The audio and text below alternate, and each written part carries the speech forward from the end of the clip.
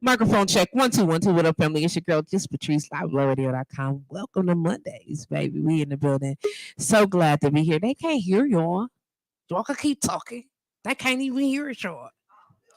So I happen to be out in Balanced Cocktail Lounge, hanging out with my homegirls, and we are getting ready for an amazing show for you today, as typically always. I'm so glad to have you guys join the conversation. Glad to have you in the building. Make sure that if you are tuning in and you are logged on to the show, we're just going to take care of a little bit of business. That you must be listening to blowradio.com live 24 hours a day, 7 days a week, because that is how we get down right up in these parts. If you are watching the show, then maybe you're logged onto Facebook. Maybe, just maybe, you are watching us on YouTube channel. So you are welcome to join us in that capacity as well. I got my homegirl chiming in all the way from the NO. I'll have her come in just a minute. I got my homegirls in the building.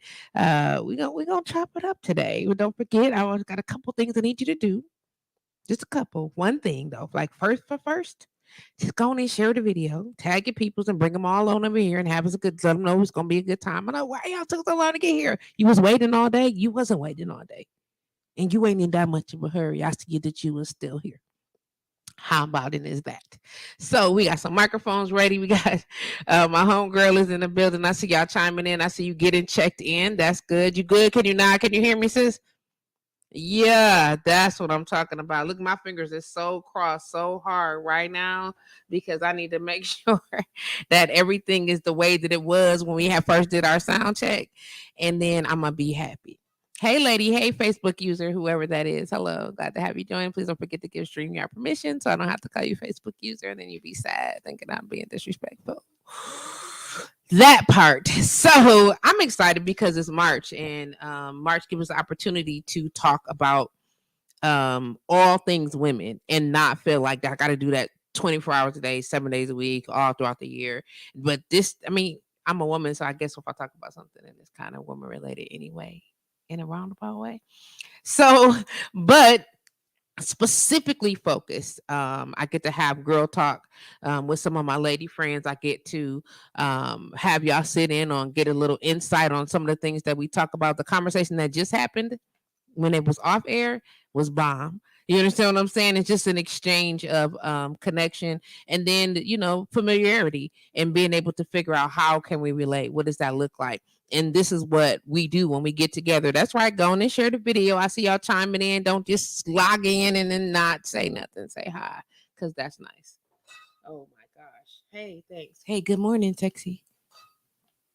That was mean. It was. Nope. Nope. It was just. I got a minute. That was just right here. Sorry, my little bottles. I got a rail. The rail is doing this thing. Shout out to my homegirl Lorena Star Marie for chiming in. Shout out to Miss Tamara White for chiming in. Happy Monday, lady. Glad to have you in the building. So I'm not gonna even. This is Autumn. Well, hello, Autumn. Why is Facebook trying to do me? That's why I'm flexing this. Unbelievable. Well, we down here. Are you in town, sis? Are you in town? If you are in town, you should probably slide through. So again, I'm going to extend the invitation for those of you who are a part of the original women that I reached out to. If you are not in the group that I created for us, just so we can have some idea about what's happening, who's coming, and things like that, so I can be prepared for you all. Otherwise, if you are interested, I want to come. I want to just sound like y'all having a good time. Last time we was here like 2 hours after the show, just chopping it up, drinking it, and chilling and just vibing. But you know how we do, so we gonna get it all in together. Let me see. So good, y'all chiming in. I'm here, so y'all know I gotta come up with this drink, right?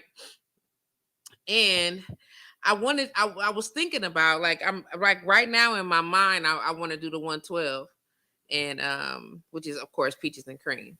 But I know, right? You should see Keisha. I think I'm gonna make a drink called the 112, and I think I'm gonna sit that right here, because right now I feel like that ain't the one though, but I feel like it might be. So I'm gonna see. I got all the stuff I need. Huh? It's gonna taste like it. No, without the dairy. No, without the dairy. She's gonna taste like it. No, it's not. It's just no dairy in it. It sound good. No dairy though. No dairy. She's gonna taste like it's in there. You know what I'm saying? Which is simply just use of a vanilla liqueur. You know what I'm saying? Just use the vanilla. The vanilla offsets the cream. The vanilla cream give you flavor to that. It is. Don't judge my life. And she said she bet Crown Peach is good in but it is. It is. It's good with Dr. Pepper too. Look, it's good with Dr. Pepper too. Yes, it is. But that's my life. Yep. Yeah, so we're about to do it today. We do have some snacks. Please help yourselves. Please don't wait for me to say I'm probably not gonna be able to serve y'all and drinks and do the radio and all that stuff, whatever, today. So we're gonna act like we at the crib and just kind of chill with one another and vibe out. Which light is that? That switch right next to you, Shanks, on the wall over there. Do you mind just hitting that switch for me? Yeah, I need to get that light off my face. Thank you. I need to get that light on my eyes. And we got a little bit of ambient with a T. Why did on the way home? Okay, that's wonderful. Hey mama. How you doing? Glad to have you join the conversation real quick to let me know that you know you're doing your thing. So look, shout out to Selena Cole, Sister Selena Cole, that jumped on. I just have to just chime this in real quick. So she commented on the post that I had made about just the pictures from yesterday's event, and she was like, "That shark coochie board look amazing." First of all, the shark coochie died me. Yep, straight dead, murder, death, kill. As the shark coochie board. I'm like, you know what, Selena? I know she know better. That's why I can say it out loud. You know what I'm saying? The shark coochie board. I don't know. That's the best one I heard yet. Yeah, the shark coochie board. No, I've never heard nobody say the shark coochie board. Stop the games. I would never, and I'm so mad right now for the shark coochie. I'm not even that well. We all know that it's charcuterie. However, charcuterie. Yes. Thank you. So how and ever? Oh, Autumn Jordan. Hey, Autumn, what's good? How you doing? But the charcuterie is funny. That shit's hilarious. So there's my makeshift charcuterie table. It's all the stuff is on there. It ain't pretty. It's just there, and we gonna grow, and we gonna grow up, and we gonna graze. I'm tossing up the drink right now. I'm thinking it's gonna either be a 112, which is what I call it, which is peaches and cream. It's gonna taste like peaches and cream, but it'll be no cream in it. Even though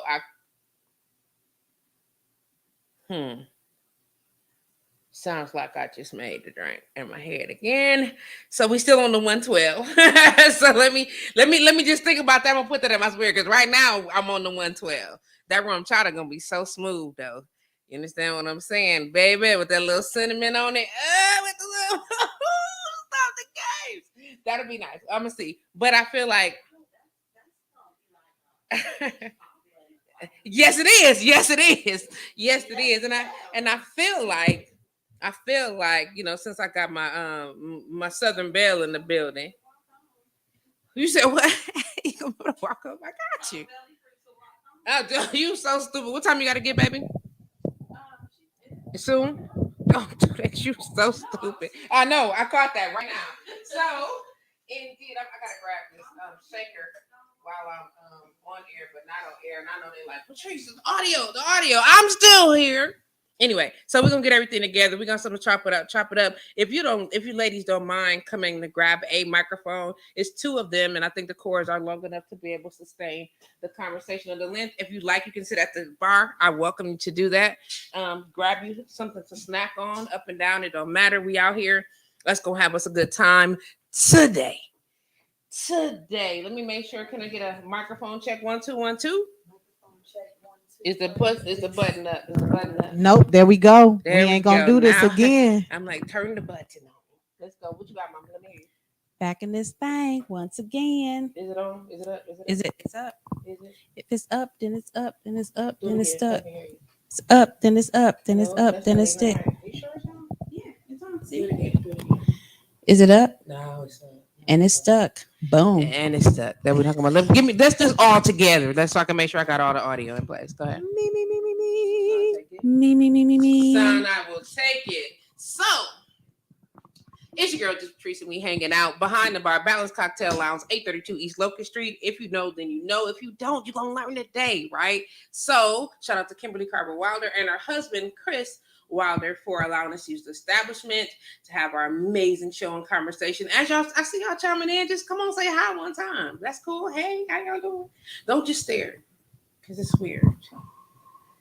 Anyway, so we here and we're gonna have a good time today. I'm just saying I get to be able to say all the stuff this month. I did say that, and I'm saying it today. I might have some people stop talking to me, but that's all right.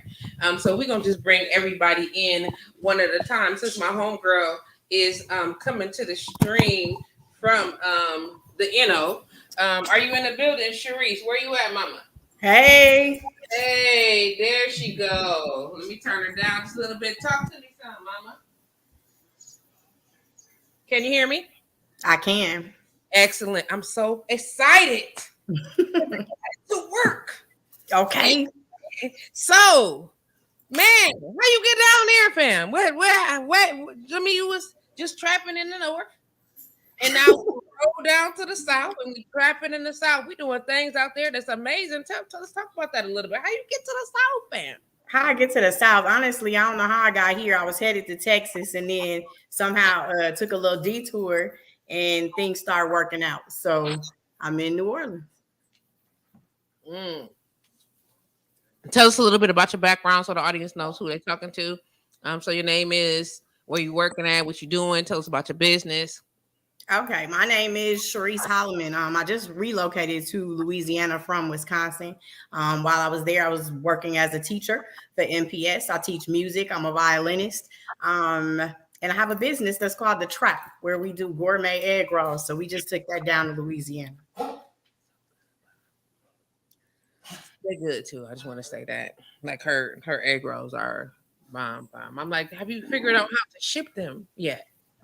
Look, we working on that because I just got a vacuum sealer and we working on how to do that. So they might be coming your way soon. And we gonna do a crawfish egg roll because you know we down here in the NO. So you might need that, Patrice. Did you just walk away on me? I almost called you out your name. I had to walk away to refrain myself. Man, Girl. did you see a crawfish egg roll? Yes, ma'am. That's gonna be good enough. And I'm gonna make sure you get to try it. Let me just tell you, we'll travel for food. You know, I'll come and be like, let's just do it one time. Look, well, I need to get you down here anyway, so maybe that'll be the excuse. Come on with it. Say less. Is there? Oh, I just need to know. I need to know. Is there? Is We Never Close still open? Have you found a place called We Never Close? No, what is that? Okay, find a place called We Never Close to see if it's still open, and Okay. then find a place called Overloads. Overloads and We Never Close. That's right. Okay. Yeah, That's cool, Patrice. they survived the pandemic. Some of the best po' boy sandwiches in the city. Let me tell you, Okay. you know, the gourmet jump down is at the little gas station down the block from the crib. Man, listen, all the time, all day, every day. Oh yeah, we in the gas station too. So we about to send some egg rolls over to the gas station, and they gonna do that too. Look at that. Tamara Wright said she want to try it too. Jamila Carney showing you a little love. Carlista Stoner's in the building. Lorena Star Marie said to she's gonna have to look you up because she want to go to New Orleans at least 2 times a year. Look at that. Absolutely.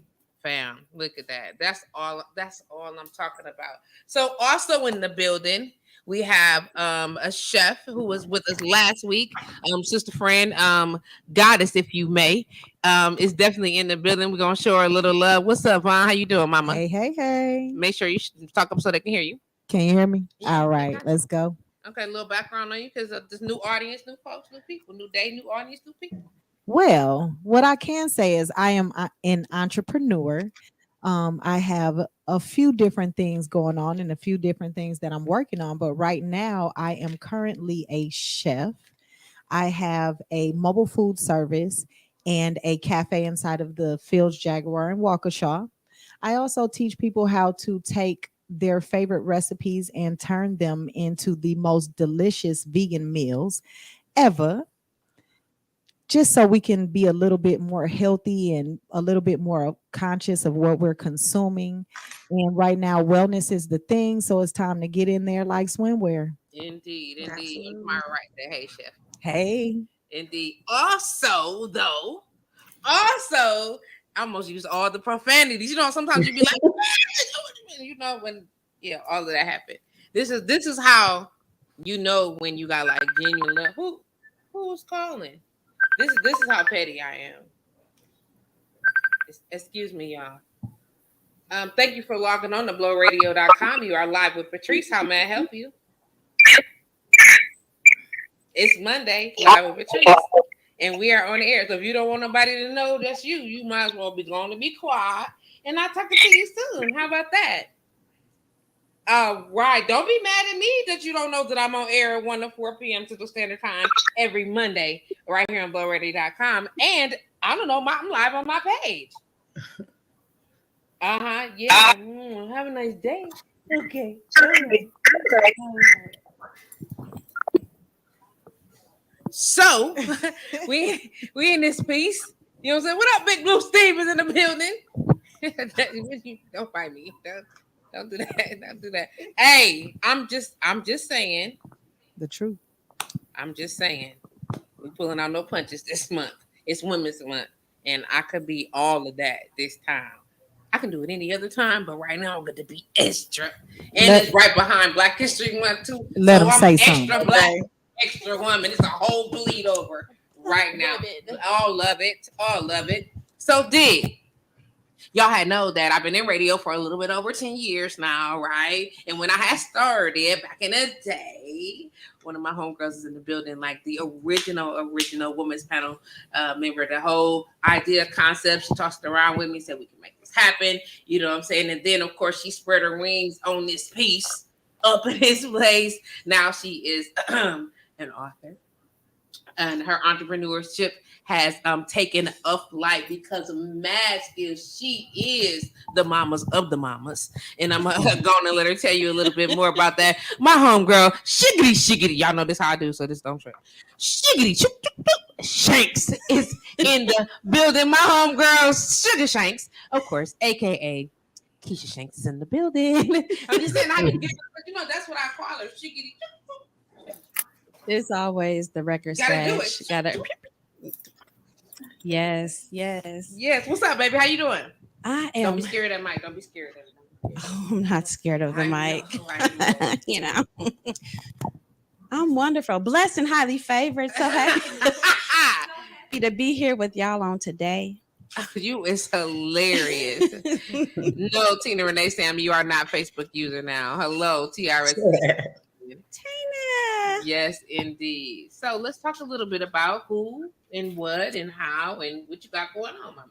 Child, I have a lot going on. Well, we got a little time. I do a lot. So, yeah, as you mentioned, I am an author, an Amazon best-selling author. At that, I must say, go to Amazon, Keisha Shanks. Oh, I got access to my sound effects. I got books, y'all. So, wait.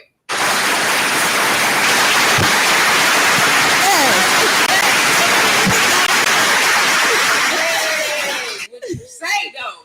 I got access to sound effects now. Come on, okay. I'm gonna this. I guess I always struggle with this when it comes down to that whole "what do you do" question, because I do a lot. Run I guess it down. So. I am a perinatal and infant mental health coach and consultant.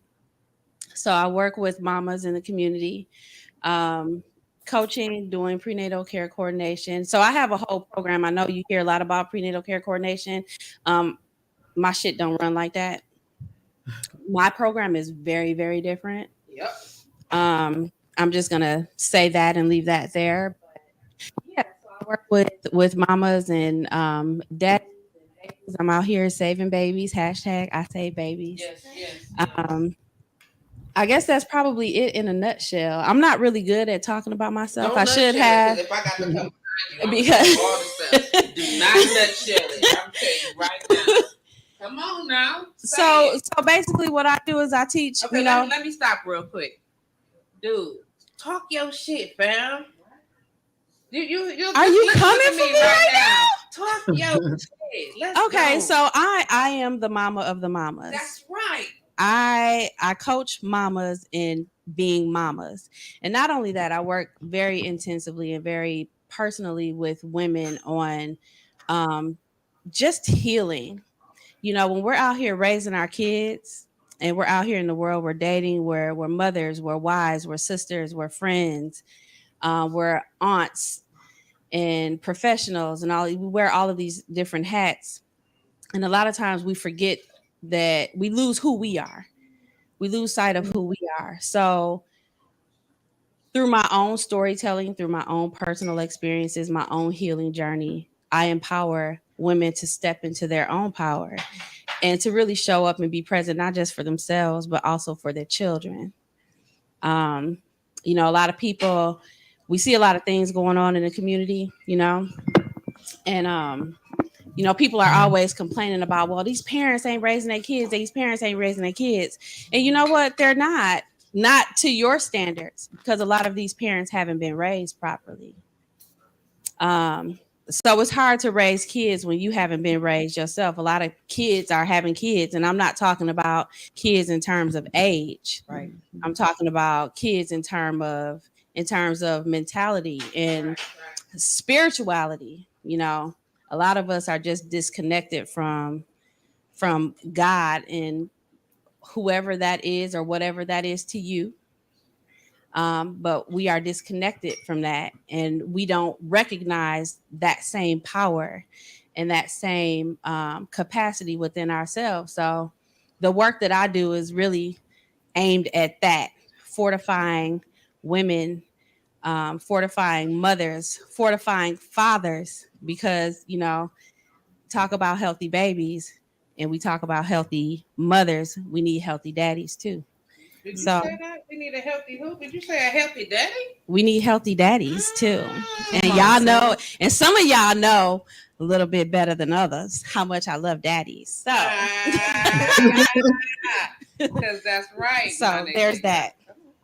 So yeah, that's what I do. I'm a mama myself, and I'm a mama to a lot of people in the community. So yeah. I'm just saying though, when I say talk your shit though, fam, that's all I'm talking about. You know what I'm saying? Do you hear that? I'm just saying, when you run around here in the peoples, and we talking about social security and child protective services and the social services, those people, when the people call somebody and they say, how we figure out how to get they're calling her. And not only are the people calling me, so allow me to toot my own horn for a second. Go, sis. Let's go. We're here for it. I'm a mental health professional. I am not a licensed therapist. So let me go ahead and put that out there. They But call her too, though. but I guarantee you the licensed therapist that y'all go to be calling me and talking to me. So I'm low key your favorite therapist. Okay. But no, I try not to take that because it's not ego work for me. It really is hard work and it's spirit led. If it were not for God putting this on me, I would not be able to do what I do. Somebody actually asked me not too long ago, maybe about 2 or 3 weeks ago, I was having a conversation. I ran into AC at what's the place? Mikasa Sue Cafe. I ran into him down there. Yeah, and so we got hungry fast. Yeah. Don't go in there too hungry though, because you're gonna wait. But you know, that's a whole nother story. But yeah, so I ran into AC in there and we were talking, catching up and everything.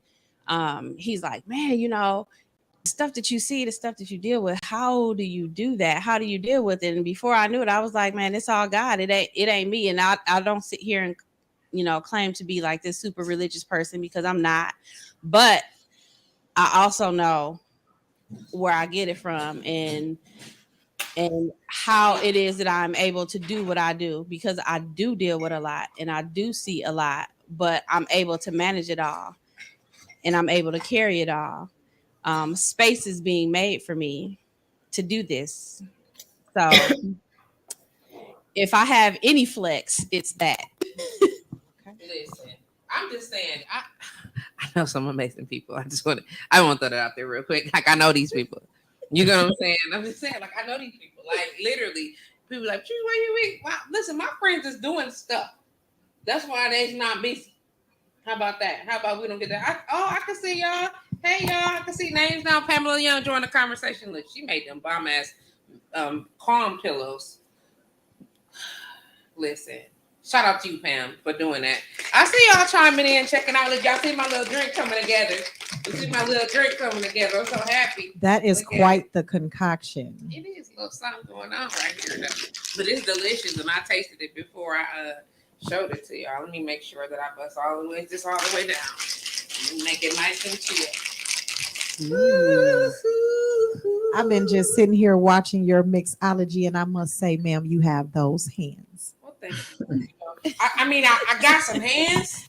Last I checked. Life as a massage therapist is a whole situation. Mm-hmm. I'm loving every bit of it. Look at this. Look at it. I'm jealous. Don't be jealous, Charisse. Don't be jealous. Just know that we all love you. Like, have a drink for me. I am. We'll send you some peachy energy. Y'all go okay. Okay, so to National Women's. Yeah, how about that? We just start there first. To National Women's Month. How about that? To my sisters, to the women's, to the women's, all of the women's, and to you too, Charisse, and everybody else that has joined us and is coming. Cause what you making? What you think? Is there cinnamon in there? It tastes like it is, but it's not. How is that? Is it too sweet? Is it a little something? What you think? It's a little. That's now look. Now I got that because when you make peach cobbler, you're supposed to put a little bit of a little juice of lemon. Yes, I was like, I see some. That's what it is. Yes, I taste some citrus. Okay, that's a little brightness just to brighten it up a little bit. That's how was that. It's cool. It's cool. Now let me see. Delicious. I can say this is good. Really good. Oh yeah. We have a good conversation today. Oh yeah, Pam. Let me just look up. She is throwing up the gang sign. I didn't do the other one. This is my own gang sign. I didn't do it. I was trying to do it, but I guess myself. Be out here in the streets, be like, and she gonna want that red, and she a folks, and she. No, I'm not. I need to watch out because I know how to identify the others. Yes, indeed. But your gang, that's a new sign. I got to learn that. Shout out to Lisa Mueller in the building. What's good, Tina Renee? Where you at, Mama? You in the building? If you in the city, slide through. How about that, Creesha? Listen, I just love her name. Okay, it's Creesha. Yup, it's me. Okay, I know that's not her name, but yup, because that's how you slide through. That's how you slide. I love everything about that. This is for real. Like, it's a peach cobbler, so it's like peaches and cream. I call it the 112. It tastes like nutmeg and cinnamon. It's not. That's that rum chocolate. Now I feel like I need to make a peach cobbler. That was really good with some crown peach in it. Just give us a date, man. I'm just saying, just go on and drop the date, though. You ain't got to drop the date. Me, just show up with them. I already know. I'll send a bat signal. If I don't drop it, I'll tell you to come get it. I'm just saying, look, we got fair trade, fam. Talking about? You already know what I'm talking about. I got all this stuff in the crib ready. Shit. Don't. This is the temp. Okay. Push the temp right on the end. Y'all should see the eyes that's going on back and forth. I'm just trying to explain to you. I got everything I need at the house. I got the young deep dish with the double. Yes. Sure oh, it's a party. What's going in the deep dish? Oh, that would be a crawfish pie. Now big young crawfish pie. I got all this. I Yes. mean, listen, and because I've been a little fancy this year, I added those colossal shrimp to it, so we got the big shrimp chunks in it. Mm. And because I said the next time I make it, I'm gonna go all out and do my little thing. So I got me some little lump crab meat. Okay. Mm. I hear a vegan version coming on. Hey. Just delicious. Mm. Mm-hmm. We gonna set a date for this. We might as well. Mine as well. Mine as well. Give me that. Come on. Mm-hmm. We gonna have to. Yeah, it ain't a question. Say less. In the near future. In the nearest. So was it it wasn't the limoncello you put? No, okay. No I man. didn't see her. I didn't either. Y'all just drink what you drink. I seen her turn in a circle 3 times, but I ain't know what that In the meant. circle. Shout out to my cousin Dion for the JD apparel outfit. I got him a little JD apparel. I'm so happy that I can be able to finally wear it around here. Look at that. Mm-hmm. I feel like if I thought I could play 112 without them blocking my, I would do. It's it. It might be a little once the flavors connect a little bit. You already know. Oh, Party D is in the building. Fan club posse forever, fam. Beatrice is in the building. What's good? Peach cobbler is being discussed. Ma'am, that would be this wonderful cocktail that we are holding right here. Look at this. This is our shots. Mm-hmm. This like, can't nobody see me. You can jump right on the live if you want to. They can see that. I can show you. You're telling me, Trees, peaches are my favorite. Really? Yes. To make sure that So listen, know you that need- I you need do this cheat then. with I'ma butter. send you the Okay, recipe. because I know that's Yeah, not I cheating. would do it in Cheat with advance, butter. but I stand right here. We talked like, about hey, that. you know what I'm saying? Just make what I could. Otherwise, I would send the recipe in advance. So Yeah, I'm gonna okay. send you one. So next week, send the recipe so I can have one too. I am. So I'm gonna send you this recipe to this after when we done off the air today, and then Okay. I'm gonna try to think of something in advance. Like when I came up with that royalty last week or the week before. Was it last week or the week before? Did you miss that one? Did you get that? Yes. No, you didn't. You got that royalty, and y'all said they weren't drinking with me no more. Because I got the royalty. And the royalty challenged the throne. Okay? It did, For baby. 2 days. For 2 What was whole in that one? days. It was. Everything. It You was that, not everything that, in there. all of that.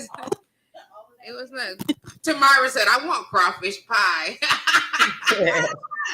Look, like I don't cook often, but I cook. But when she do, Tamira, let me tell you about this crawfish pie one time, okay? Baby, you will be looking for Patrice in the daylight with a flashlight. You hear me? So sweet. That's my joint though. Like I love it. The Tamara said, "Hey, mama's mama." Hey, I'm going to be pescatarian that day. The table. Are we just having? Did we just I remember- live together?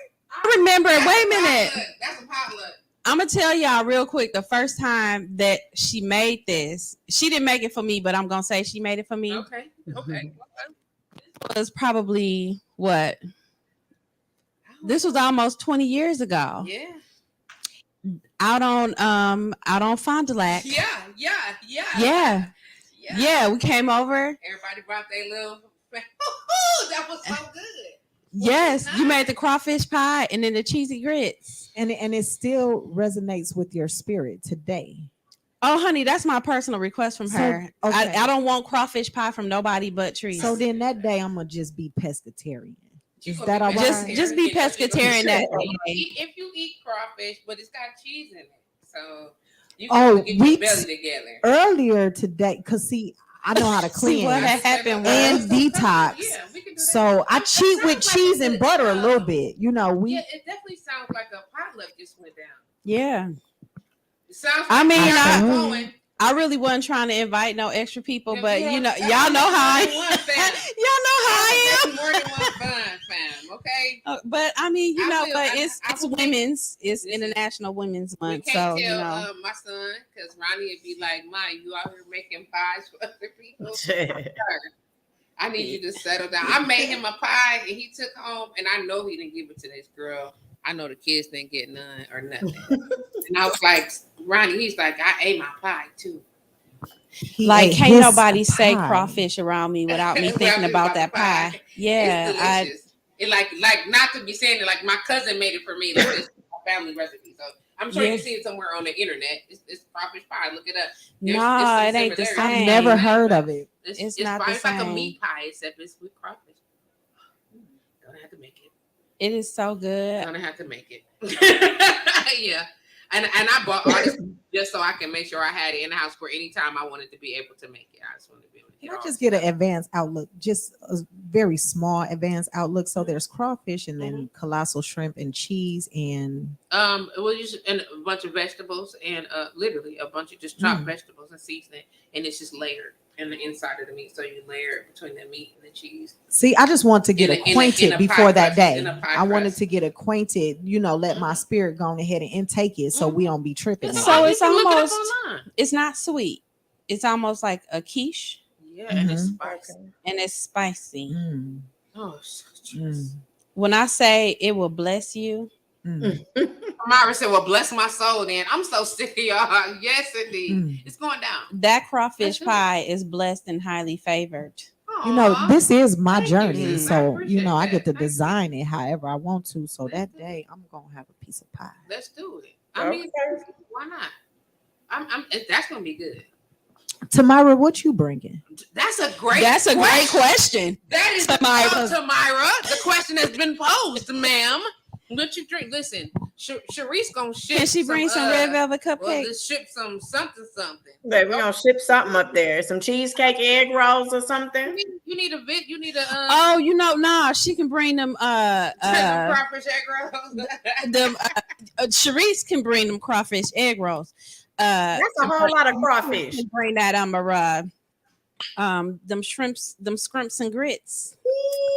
Oh, Mhm. Yes, baby. because I ain't had them, but I had heard about them. And ever since I heard about them, they ain't let me forget about it. So I need to try it. Listen, Listen. we said it at the same time. That's Listen, it. listen. Okay, so you a chef, so you cooks. I cooks. She cooks. Them scrimps and grits that Myra make, honey. She gonna talk some. I don't even know. Don't be like Child. I And bet. if you feel like being an extra blessing, go on and throw some red velvet cupcakes on there for me. I've been eyeballing those peanut butter cookies. Wait, That's damn, the thing hold up. right there. The, Cookies. the salted caramel Rice Krispie treats, nigga. On the air. You already did. Look, here we go. Look at that. That's so pretty. Look, that just stopped me in my interrupted my whole train I of wouldn't thought. even want to drink that. It's just so cute. I gotta go and take a picture of you one time. Let me just step off and look at him one time. You have a Look at him. cherry? Do you have a Of cherry? course, I have a cherry. Put a cherry on the Look at that. top. Y'all see the cherry? Look at that. Look at that. He's so cute. Yeah.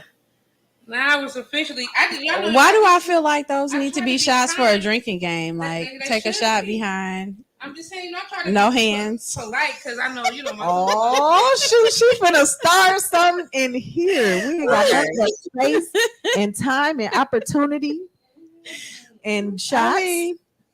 All right, Kimmy. What? Now I'm sitting here thinking that about is? these salted Oh, caramel cherries. Rice Krispie treats. Tamira, where you at? You got some today? Can you I know you got some on deck, Tamira. So don't even act like that. You know we down the street. That's true. Tamira, that's it. Cullen. I'm so happy for her though. Like Listen, I cannot wait. It's coming, ain't it? The date is coming so yeah. close. Hey, oh, okay, wait a minute. Oh, sure. I love to see I'm- folks doing ship- it. What? I'm ship you some. What you shipping? Who shipping Peanut what? Peanut butter cookies. You said, oh, look at that. Oh, you just got a peanut butter cookie plug? That's fast. Look, I've been eyeballing those cookies. Hey, let me get a screenshot of the receipt from when you leave the post office so I can intercept that. Like you got the tracking number. Mailman be like, you look like you've been standing out here for 3 days. Probably was. Mind your business, sir. Mind your business. Hand over the package and keep on moving. Take my little photograph of my little cocktail. Tails. Why do I hate that word? Cocktails. Cocktail. Cock. Yeah. You know, wait a minute. You got your freebie earrings? They hot too. I need to go pick my earrings up for freebie. I tried to get her to come today. She said come next week. Okay. I'm out here taking pictures of the one too before I put this what you call it on it. Look at me. Yeah. And then look. Because Yvonne says. See, look at this. It's Women's Month. Women's, and that's spelled WIMINZ. Women's. Come on now. Women's. I love it. We women. Women's You know Month. who I picture This look amazing. with the women's when you said it. What is that movie where he used to be like Shane? Oh, Low Down Dirty Low Down Dirty Shane. Let me just do it one time. That is we say Miss Peaches. Wayman. You talking about Wayman? That's what it was. Miss Peaches. I thought Cherry was. Will you pick me up a box of corn from the store? It's pretty lovely. It'll push it out. So I needed to not push it out. Gotcha. And make sure you get mine. Last time you got me Supergirl.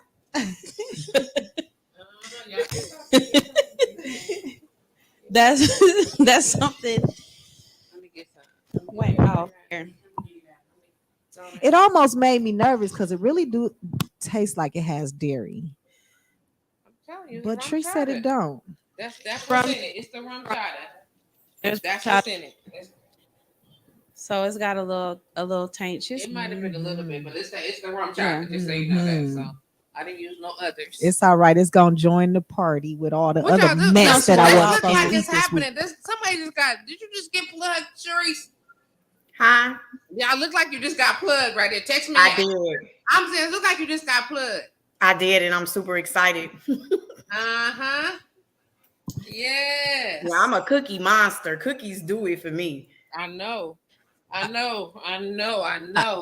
want to get plugged with some. She said I want to get plugged. So since we in the spirit of plugging, I want to get plugged with a salted caramel Rice Krispie treat. Tamara, where you at? Hey, Tamara, just let me get one in my hand for $3. That's all right. I'm gonna wait like the regulars, like the ordinary peoples. I'm gonna come ride down on Ordinary people. And come so in. we said that rum chata got Get a my little bit of snacks. cream in it, so it do. I'm just acknowledging that from my sister TRS. Just look at it. I'm gonna share the picture though, but I know y'all looks can't really see it. Like, pretty. it's really cute. He is so cute. I slobbed a little bit. I did.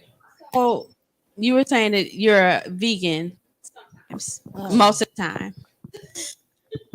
So listen, I'm gonna tell you what it is because sometimes it does need a little clarity. So I have healed my relationship with food. And when I say that, so I just no longer eat the things that I know will affect me in an adverse way eventually or right now. Right. So I don't really I don't try to put a label on it because my journey can change tomorrow. Absolutely. It's not going to change drastically, but I like to cheat and dance a little bit with some cheese and some butter. So because of that, and I don't call myself vegan because I'm going to wear leather. Like, it's going to happen. I'm not even going to try to avoid it. And honey, listen, okay? I may consume some honey. Local honey is really, really good for allergies. Right. So those are the things that I think about why I say I just have healed my relationship with food. Right. And I respect that 130%. Right. Not so much. And that's kind of where I'm at. You know what I'm saying? I don't think that I could ever really be vegan or vegetarian or pescatarian because sometimes I might want to. But the whole point is, like, we all know that I don't really eat meat like that anyway. You get what I'm saying? And if I have something, I might throw some seafood in. But me and beef, I love it when I want it. You get what I'm saying? But I don't gotta have it like that. You know what I'm saying? And a chicken breast, depending on what it is and where it's from. So it's like when we think about turkey, if maybe like you think about stuff, I really don't have to. You know what I'm saying? Especially when I start thinking about what happened to the animal to get it to me, then I'd be messed up, like straight up. Then I'm like, how did my ass get so sensitive about the animals? Like I can't eat duck, I can't eat none of the stuff that look kind of cute and furry. I can't do it.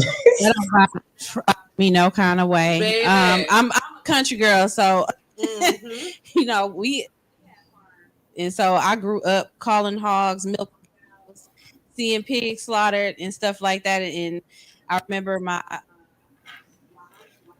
granddaddy. I used to stick out the chicken, and my uncles would catch the chicken and pop its neck. You know, feather it and do all that. I cut it open and Yeah, that sounds about put them on the grill, all in the front yard. That's how I grew up. Right. That probably would have ended my journey with me a long time ago.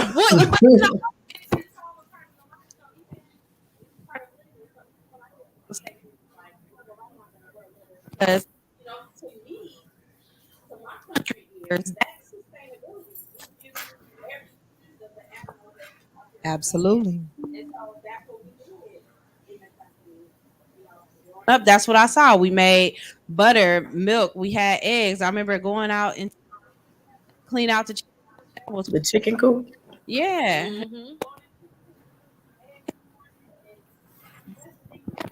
I honestly feel like that's probably the best way to eat, though, because and even if you are consuming meat or eggs or whatever it is, I think that that's the best way because that's where it comes from before it gets to the people who inject it with stuff and all of that. So I probably wouldn't have had a problem with that. I probably would have loved. I mean, being raised on a farm. I have very fond childhood. My time spent on our family farm, and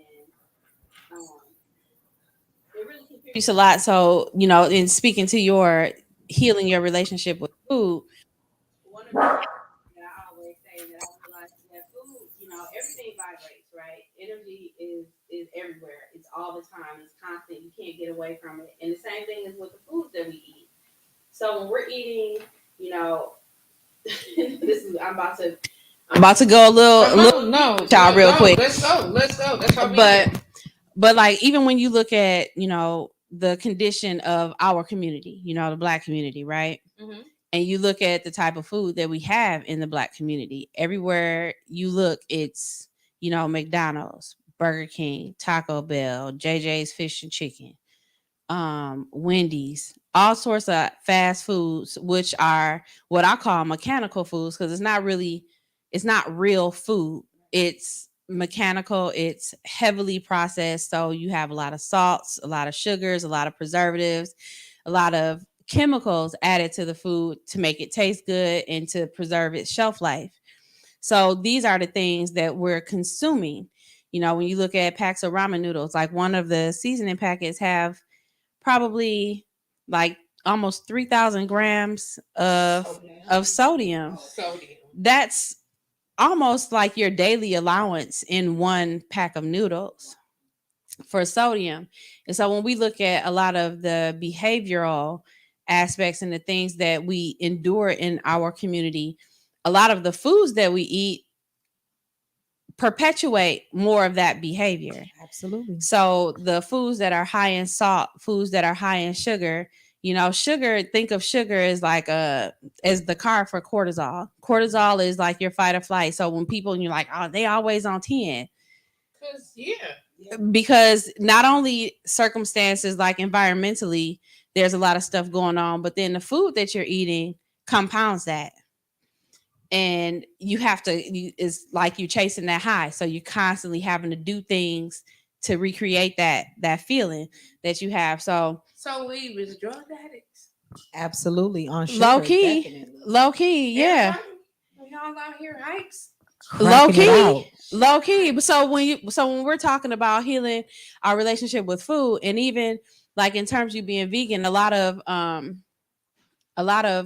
there's a difference between being vegan and being plant-based. So a lot of people are vegan, but then they consume a lot of processed foods. And that's what I was gonna say. Yeah, so it's you end up doing it. It's the same thing, in a different package.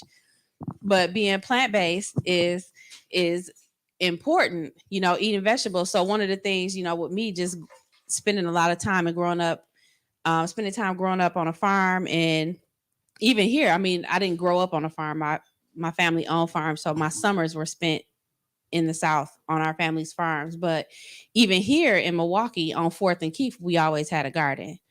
So I grew up growing food out of my yard and eating food out of my yard and eating the food that I grew in my yard all year long. And those things matter. You have so many people, they don't eat vegetables, because if they do eat vegetables, what do? We cook it. We boil a bunch of salted meat. Smothered in cheese. Yeah, and we cook and cheese. Yeah, we cook all of the life, all of the Cook all the nutrients nutrients out out. of it. You know what I mean? And so we're consuming all of this dead matter, and then we wonder why, emotionally and spiritually and even mentally, we just feel down. Like, food matters. What you eat matters. The things that you consume matter. Not just what you put into your body, but even the conversations that you have and the things that you take in, whether it be on social media or TV, your relationships, like all of those things are affected by what you eat.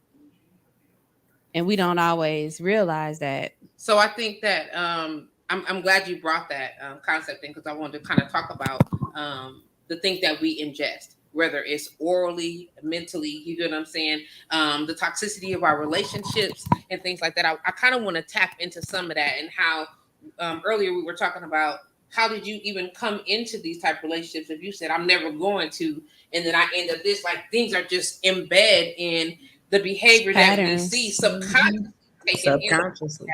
You get what I'm saying? So I kind of want to talk about that. So Sharice, I want to just address you first when we were talking about understanding the concept of you are what you eat, okay, and the type of relationship that we grow up having as women. When we think about the lifestyles that we've had and where we come from, how has some of your personal experiences affected the way you have relationships? Relationships in general, or we talking about However you interpret that. Well, I personally say I'm on a journey of trying to learn to do better with food, to heal my relationship with food, because I have some health issues that in essence are because of what I eat. So I'm diabetic, and I'm a sweet lover, like I'm a sweet fanatic. So I have to be able to try to balance those things. And it's a habit. It started when I was younger. My mother told me all the time, like, you eat so many sweets, you're going to be diabetic when you get older. And sure enough, here it is. So all I can say is really, like, I'm working on trying to fix those things and trying to change those habits. I eat for comfort. It's very easy for me to fall into a meal because I'm feeling some kind of way about something, not necessarily because I'm hungry, but I need that comfort. So just changing all of those ideas is what I'm trying to do. And hopefully I'm going to get some insight from hanging out with y'all. Word. What about you, Yvonne? How do you feel like some of the relationship that you've had growing up, some of the things that you've experienced or that you saw? You get what I'm saying? Not necessarily that happened to you directly. You know what I'm saying? And I'm coming back to you so I can end, because you haven't initially brought the point to the table. That what the hell is that? What was that? Sharice, It was the dog. Sorry. you have a It's furry a dog? friend. You got a baby? Yes. Okay, that's okay, because we was concerned on the immediate. Everybody's like, looking at us like, what's happening? What's happening? Your dog is speaking through the speaker very Okay, clearly. very clearly. Okay, so basically what I was saying is that, so some of the things that we necessarily stood on and said, I'm never going to do that. I'm not going to have this. This is not going to be my life. I'm not going to be the person that blah, blah, blah, blah, blah. Except sometimes, you know what I'm saying? You like, and you think you done took a whole stand on life. And then all of a sudden you realize when you look around and be like, I had never, I'm not supposed to be like this. I put this stuff, I fucked up. So Yvonne, how do you think that has played a role in your life? I think that my relationships growing up definitely affect my relationships now, because I'm more of a standoffish person. I don't really I get close to people, but to my comfort. Okay. Just growing up having abandonment issues, being abandoned over and over, and seeing other people that were kind of like in a situation kind of sort of like mine, seeing those relationships when I was growing up where people would be around 1 minute and then they wouldn't, whether it would be by death or by a person just walking away, caused me to not form tight relationships with people. One of the things that I notably remember is not wanting to get married. My very first reason of not wanting to get married was not wanting to outlive my husband. Wow. And experiencing that pain, because I had seen it over and over and over. And a lot of the time, the situations that I saw that caused me to feel that way were things that I felt as a kid growing up were in people's control. So it always affected me how we allow our minds to be so bendable that we'll bend them into anything and lose the battle eventually. And so that always made me nervous with people, especially when I saw people who weren't as in control of either their emotions or their addictions or things like that. It always kind of just made me disconnect because I never wanted to experience that pain. How and ever, I still ended up getting with someone who was not as focused on his health, who actually succumbed very early to his health conditions. And there was nothing I could do to change his mind. I tried, but it was the very reason why I had decided that I never wanted to get married. And subconsciously, I still connected myself with people who I didn't feel had that inkling to want to save their own life. You know, it says a lot, especially in relationships. You know, like we were talking earlier, just how as women, I don't think we don't always tap into our greatness and our divine wisdom early on. That is not always encouraged. It's always we're always given the idea that, you know, we are an extension of the man that we're with. And our worth a lot of times is kind of nestled in that. But one of the things I noticed, just even with in terms of the men that you deal with, there are a lot of men that just don't take care of themselves. And there are a lot of women that don't take care of themselves either.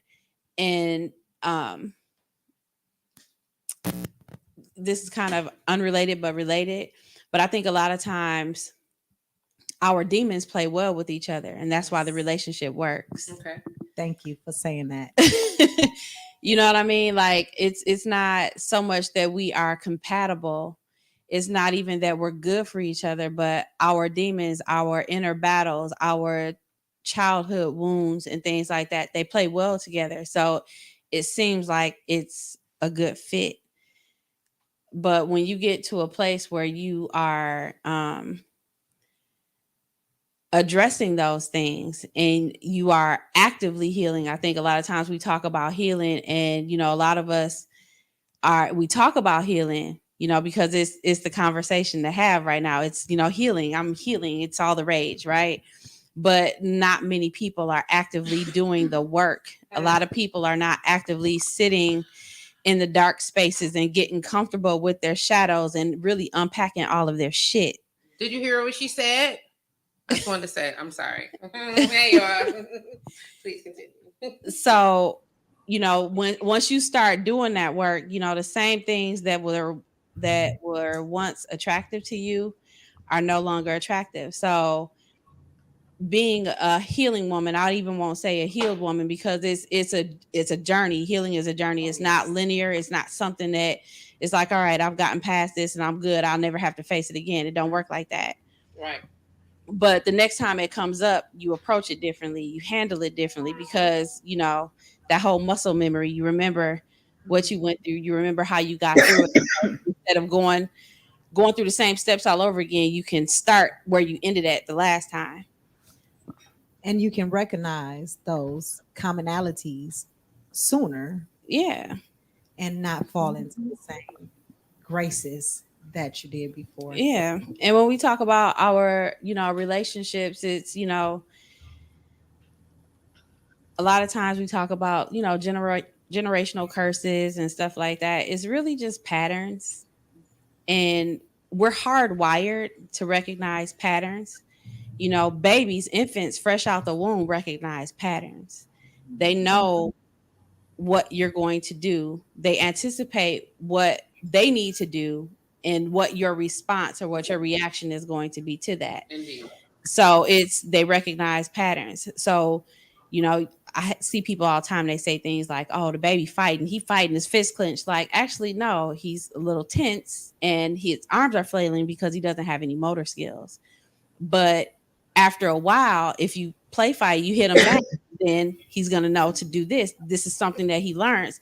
It's not that the baby is intentionally trying to hit you. Right. This is just a pattern. This is a behavior they've learned. Okay, when you do this, I do this, and it's an exchange. And that same thing plays out in every aspect of our lives, whether it's our relationships with people, whether it's our relationship with food, the things that we eat, we recognize patterns. So, for example, if people grow up seeing collard greens cooked one way, and then you come to them like, "Oh, I'm having a collard green smoothie," and they're like, "Collard green smoothie? That's I ain't gonna eat that mess." Right. But they don't know collard greens can be, chopped up and put into a smoothie, or that you can have a collard green wrap. Right. Exactly. Exactly. We don't think along those lines. We think in patterns. And a lot of times we go through life, operating within these patterns that are not helpful or that are hurtful to us. But we don't have the cognizance or the self-awareness to realize, all right, this isn't good. Maybe I should try something else. So just to piggyback on all of that, I always come to the concept of children learn what they see. Okay, like people and I am not a parent by birth, but I've been youth development programming since I was like 17. Okay, so I've worked with many of your children, and even as aunties, and just come along the way. I've worked with kids, I've done training, or whatever the case may be. And no matter how many times you tell a parent who started off as a kid that understand that they learned what they saw and then become a parent, it's like that button, I don't know what happened to it. It's like somebody click a little switch and then everybody forget all the shit and all the habits and all the behaviors to understand that you got to be mindful of the things that you do around your children. You get what I'm saying? Because this is what they're going to learn. And then I have no problem always representing to a parent, hey, so such and such was doing, I mean, whatever. Okay, where did they learn that? I don't know where they got it from. Okay, let's talk about that. Because we're not going to assume that they just put it out the motherfucking air. Okay, but as parents, that's usually the thought. I don't know where they got that from. I didn't teach them that. Are you sure? You kind of did. You know what I'm saying? Like, so my question is, are you sure? And what does that look like to be aware more frequently than not? Because nobody is perfect. Because we can't be aware at all times and in all moments. But to be aware more frequently than not of the things that you say around your children, the way that you respond to the way your children behave in certain things, the way that you interact. You get what I'm saying? And then making a cognitive comparison to the things that you learned when you were younger. Most of us as parents, as adults, don't do that. You know what I'm saying? We just kind of go like until you Go with the become flow, yeah. what's the word I'm looking for? Until you become awake, you don't even know that you probably should. And when I say awake, I mean aware of your behavior and on the journey to do better and be better. I think a lot of that too is just hinged to the fact that a lot of people really don't pay attention to themselves. Mm. You know, you have to have, you know, healing requires a lot of self-awareness. And you have to be willing to have those uncomfortable conversations with yourself. And you have to be able to recognize your own patterns and recognize how those patterns make you feel. Okay, so what? Okay, because you know a lot of people talk about self-talk. Okay, and I'm gonna just be the devil's advocate and call it out. Some of us should not motherfucking be talking to ourselves. Okay, I'm just Because don't talk to my friend like that. I'm just keeping it 100. Like, because some of us should definitely be referring to somebody else when we making some of these decisions, because we assume that the things that we know, the things that we learn are right or are what's best, and some of us are a little bit more damaged than others. You get what I'm saying? Go into that space and we like, well, I'm just gonna look into myself. No, please don't just look into yourself. Look into yourself also. Look into yourself also. I'm gonna use the word also. And how do you ladies assume or suggest that we have some type of, because I'm not gonna use the word normal, okay? Because there's no such thing as normal. We're all different. We're expected to be created differently and move differently, whatever the case may be. But we're talking about functioning successfully in society, okay? To grow, to learn, to do the things that the Most High has intended for you to become, so that we are able to become. How do we find good reference points? How do we find opportunities to say, yeah, I probably shouldn't have punched my son in his chest. And I'm keeping it 100 because I've seen it done, and I also seen the lady almost get mollywopped because there was a bunch of people around and she shouldn't have did that. And they was like, hey, I know you know, hey, we don't do that. This is my motherfucking son. And they was like, she was like, oh, as your son, you got about 5 more minutes to make this right, or it ain't gonna be nobody's son but the system. I was like, you gonna call the CPS? Because that's what you not gonna do. Somebody come get her. It was the whole thing. And she had no business to punch. We was at a big old event, and she put this little 5-year-old son. She hit her 5-year-old son in his chest on his birthday at a public birthday party of like 5,000 people. But that's another story. Let me just go ahead and interrupt. This is Keisha speaking, because I was the one that was like, hold up, what the fuck we're not about to do. That happened. Like, she punched that boy so hard. Like, you know how when you hit somebody in their chest and you get that hollow sound? Yeah, like it was that hollow echo. I'm surprised his rib didn't break. That and that was not the first time. And before I knew it, I was like, hey, like she had that girl so fast. Nah. It was like, oh shit. it was almost a whole situation. But yeah, I'm sorry. Nonetheless, how do we make awareness of that? How do we know how to find our balance at point? How do we look for that? What do we do? Well, some of us shouldn't be talking to ourselves. Well, I can say say it again. Some of us should not be talking to ourselves. All right. I can say, as someone that, you know, coaches parents through these types of situations, I have families that I've worked with that have been referred to me from the Bureau of Child Welfare, from various mental health programs, AOTA programs, things like that. So when I mention, you know, paying attention to how you feel, how certain things that you do makes you feel, looking at your outcomes, what was the outcome of this? How did it make you feel? And really allowing your feelings to be the starting point and working backwards and unpacking what this is. So in the instance of, okay, you done punched your baby, you punched your 5-year-old son in the chest, hard as you punched him like he was a man, like he was a grown man, right? Why are you that angry? What made you that angry? How did you feel when you punched your baby in the chest? I remember, growing up, because I got my ass whooped. I can't speak for y'all. Oh, baby. I got beat. And there were times where I was flat out abused as a kid. Yeah. But it was the norm. It was the expectation, and many of us, even as adults now, we sit up and we have conversation and we laugh and joke about it, and we have these really what I feel are disconnected but fond recollections of the times that we were beat as kids.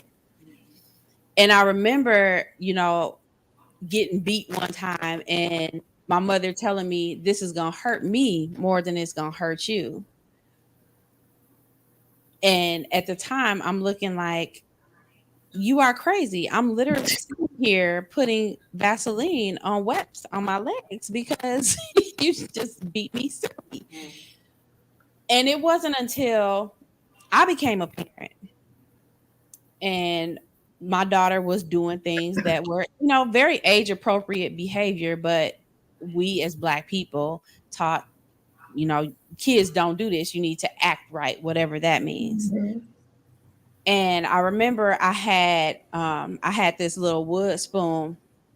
Belly Fruit was maybe about 4 years old. I had this little wood spoon and I was like, I'm going to whoop you with it. And I had gotten so mad. I was frustrated. I remember I had gotten into an argument with her father. I was like, my mind was somewhere else. And I went after her with this spoon, and I will never forget the look on her face, like the look of terror, like outright terror on her face. And I felt like shit.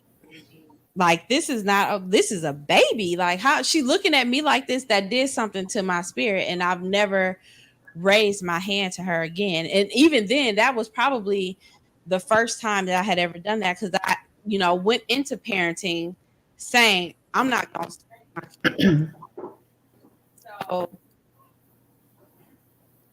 in that instance, for me, it made me feel some type of way, even doing that. So then I was like, okay, well, I have to figure out another way to communicate with her, to reach her so that I can get the behavior that I want and that she can also, do the thing that she wants. So we have to figure out what that middle ground looks like. And just even all of that unlearning, because again, in my household, you say the wrong thing and it might not even be disrespectful. It might be accurate, but the fact that you said it in response to an adult, because we were raised that kids, your audio breaking up. I need you to come in a little closer. Kids are to be seen, not heard. So for a child to say something back to an adult, it was viewed as disrespect, even though it was not anything disrespectful. It could be something as simple as, here, eat this plate of corn, eat this corn. Well, mama, I don't really want corn. And you would get your head knocked off for saying you didn't want corn and stuff like that. So just relearning what disrespect is, and also learning, okay, this is a child that is advocating for themselves. And then we wonder why we have adults that don't know how to communicate, that don't know how to say, I don't like this, or I don't understand this, or can you help me with this? The first thing they know to do is to pop off, because that's something that we've learned. Those are patterns that we've been taught, and patterns that we are still, what's the word? That we're still, I won't even say unlearning, because unlearning that requires intentionality. So, a lot of us are not doing that. And that is fact. Those are just patterns that we are. Okay. So Tina Renee said We still make the final talk and decision. We all need help. That is facts. That is like that. That Facts. statement. We all need help. We all You need get what I'm help. saying? Is a statement right there to be able to understand. Like I'm saying that you should probably get some assistance. It's not me edging you like you need it and I don't. It's me saying, hey, I recognize, and now I want to try to help you recognize also. And I think sometimes that gets lost in translation with the defense mechanisms that we come up with. Absolutely. And then Tina Renee Sam also said the problem is that they all is those that know it all. They have the two. I have tools and tech. Hold on, and teach the tools. But I'm in a moment. But in a moment, I might debate the choice to slash some tires. We often others, girl, folks, you listen, ma'am. You gonna get this together. I'm already dyslexic. Okay, we often other folks that they don't seek help themselves. I really don't know exactly what that was saying, but I think I got is that it's people that know it all, and then without having the tools and having access to tools, and even when you have the tools and teach the tools, we still have to debate making irrational decisions that will come up and be like, I'll fuck you up. We're probably not gonna be the good there's probably not gonna be the good results, but am I willing to take the chance? You understand? But that comes with being human. Let me catch up with a couple more of these comments. And then Beatrice says, I watched a lot of talk shows about specific behaviors and seeing how it made a child made me realize it might affect my children the same way as a child on the show. And then she says, let me see. Come on. Me too, every day. And then Tina said different mental health providers have different lens that they look through. So approaches are different to the same issue. It is not just one approach. And that is fact. Like 100, like that's why I don't trip that it's 1,000 churches. Right. Because people need different types of spiritual guidance. And we want to be able to get what you need. You get what I'm saying? As opposed to, you get what I'm saying? Yeah. Trying to get it the way you get it. We all learn differently. So we should respect that the same capacity. Go ahead, sis. Yeah, like I wholeheartedly agree. I'm great at what I do. My mamas and the people that I work with, and even the professionals that I work with, they love me. But I will be the first to say that I'm not for everybody. Everybody isn't, there are some people that are hell bent on whooping their kids. If that's you, I'm not the person you need to work with. And I'm okay with that. But again, I think it comes back to, really knowing you and getting familiar with you and then, and even if it's not, how did it make you feel doing, X, Y, and Z to your child, but how did you feel when you were on the receiving end of that as a child? Can I just chime in and say something? So, I mean, talking about whooping kids and all of that, even just the way you talk to them, period. I remember being a little kid and my grandmother used to always tell me stuff like, you the smartest stupid person, or the stupidest smart person I know. Or if they put your brain in a bird, it'll fly backwards. One day I was like, Grandma, if you keep telling me stuff like this, you're going to give me a complex. And her response to that was, if I give you a complex, you deserve to have one. So I'm like, all of that beating up when I was younger, even though she might not have meant it the way that it kind of came off, I took that with me through adulthood. I still remember all that 50 years old. So just the way we talk to our kids completely affects, their programming. Yeah. And and also, in your healing journey from those things, because, full transparency, I've been on a healing journey myself. The last few years, just coming to terms with the way that I was parented and the way that I was not parented, and thinking about who showed up for me, how they showed up for me, and the impact that it has had on me, how I view myself, my life decisions, who I've chosen to partner with or not, or in what capacity, all of those things. As you go through that journey, you learn grace. And the grace is not so much in accepting the things that our parents and grandparents did, but also but really understanding that they were parenting from a lens that they knew. um and they were, our parents and grandparents, I don't know how old y'all are listening, but I'm in my early 40s. I'm 43. I'll be 44 this year. And my mother was born in the 60s. My In the early 60s.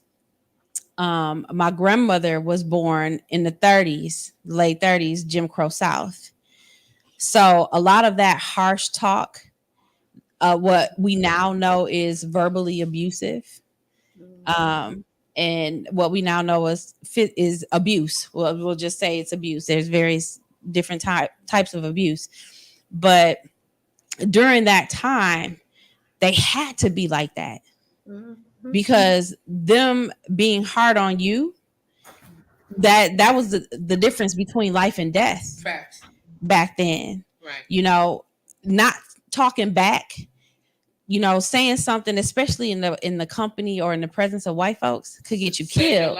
Exactly. It was a matter of saving your life. Saying, "Oh, well, you stupid," being too smart could get you killed. And low key,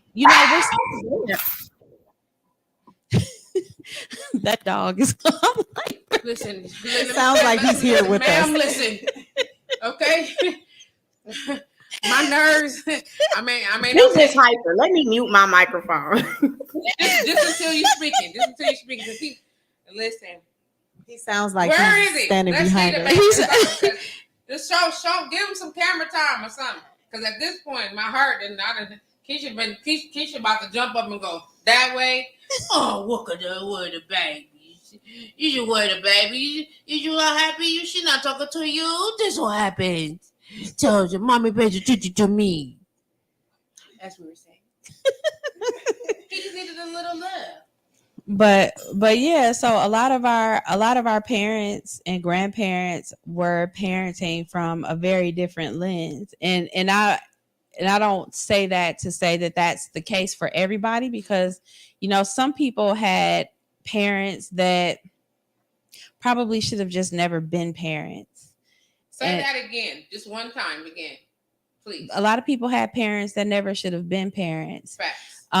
Because they had their own issues and their own stuff that they needed to work through, but they just really didn't have the capacity for parenting. And that's they don't have the emotional intelligence for parenting. That is an actual thing. Like it ain't for everybody. I mean, some people is doing it and the results is falling out. But when we're talking about the ability to be able to do so in the best way possible, in the healthier way. I have to say healthier because nobody is perfect. So I can't say the healthiest or the bestest. You know what I'm saying? In a better way. And some people don't have the capacity to know what a better way is. And that's why I'm so glad that, now we're having a lot of those conversations around mental health. And even for myself, mental health is one thing, but we don't really talk about infant mental health. I talk about infant mental health. Right. I talk about perinatal mental health, because those are things, this is where it all starts. It starts pre-pregnancy. So when you're looking at family planning, it starts during pregnancy. Everything that a birthing person experiences, that baby also experiences in utero. So we're looking at, the outcomes of birth outcomes, infant mortality here in the city.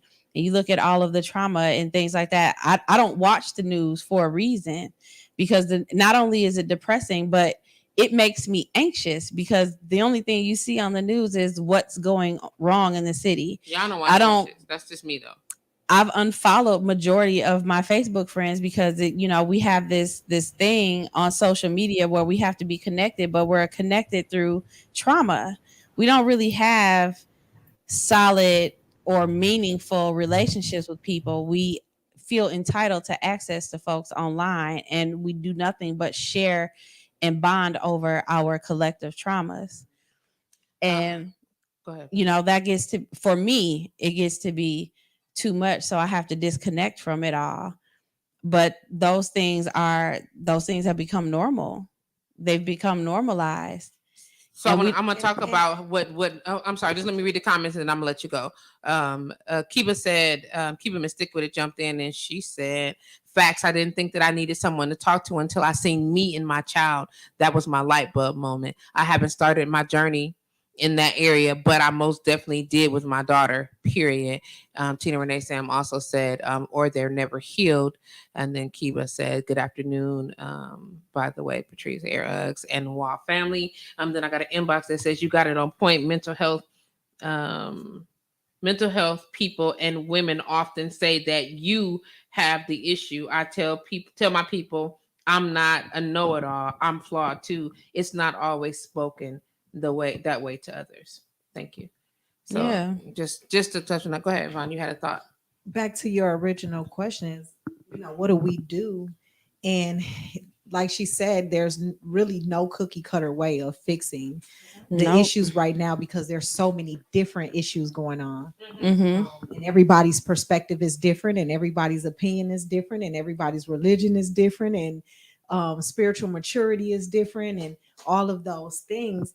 But if we normalize just being that advocate, because you have the capacity, so not expecting people who we know don't have the capacity to take that standpoint, but knowing that us as the people who do have that capacity, not being afraid to speak up, hosting sister circles, because sometimes we're the smartest person in our circle, Yes. and if we're the smartest person in our circle and we're not elevated, guess what? The rest of our circle isn't either. So we're all missing something.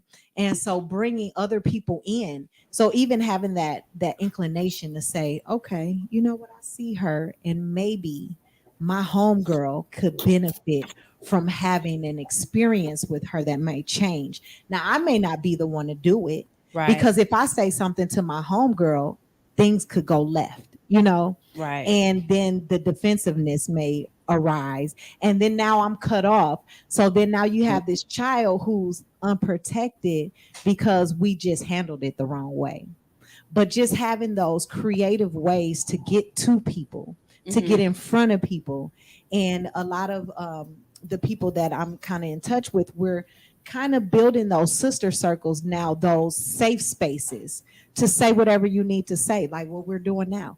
Say whatever you need to say and let's talk about it. Right. I started going to therapy from a cousin of mine saying, hey, cousin, I went to therapy today, and guess what? It was so amazing.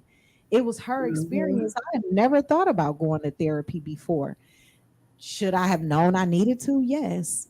But yeah, and I mean, in the Black community, we don't have those conversations. We don't go and talk to anybody about anything. I think about some of the things that have happened.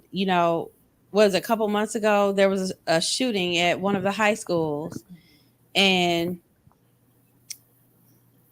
there were no counselors on hand when classes resumed.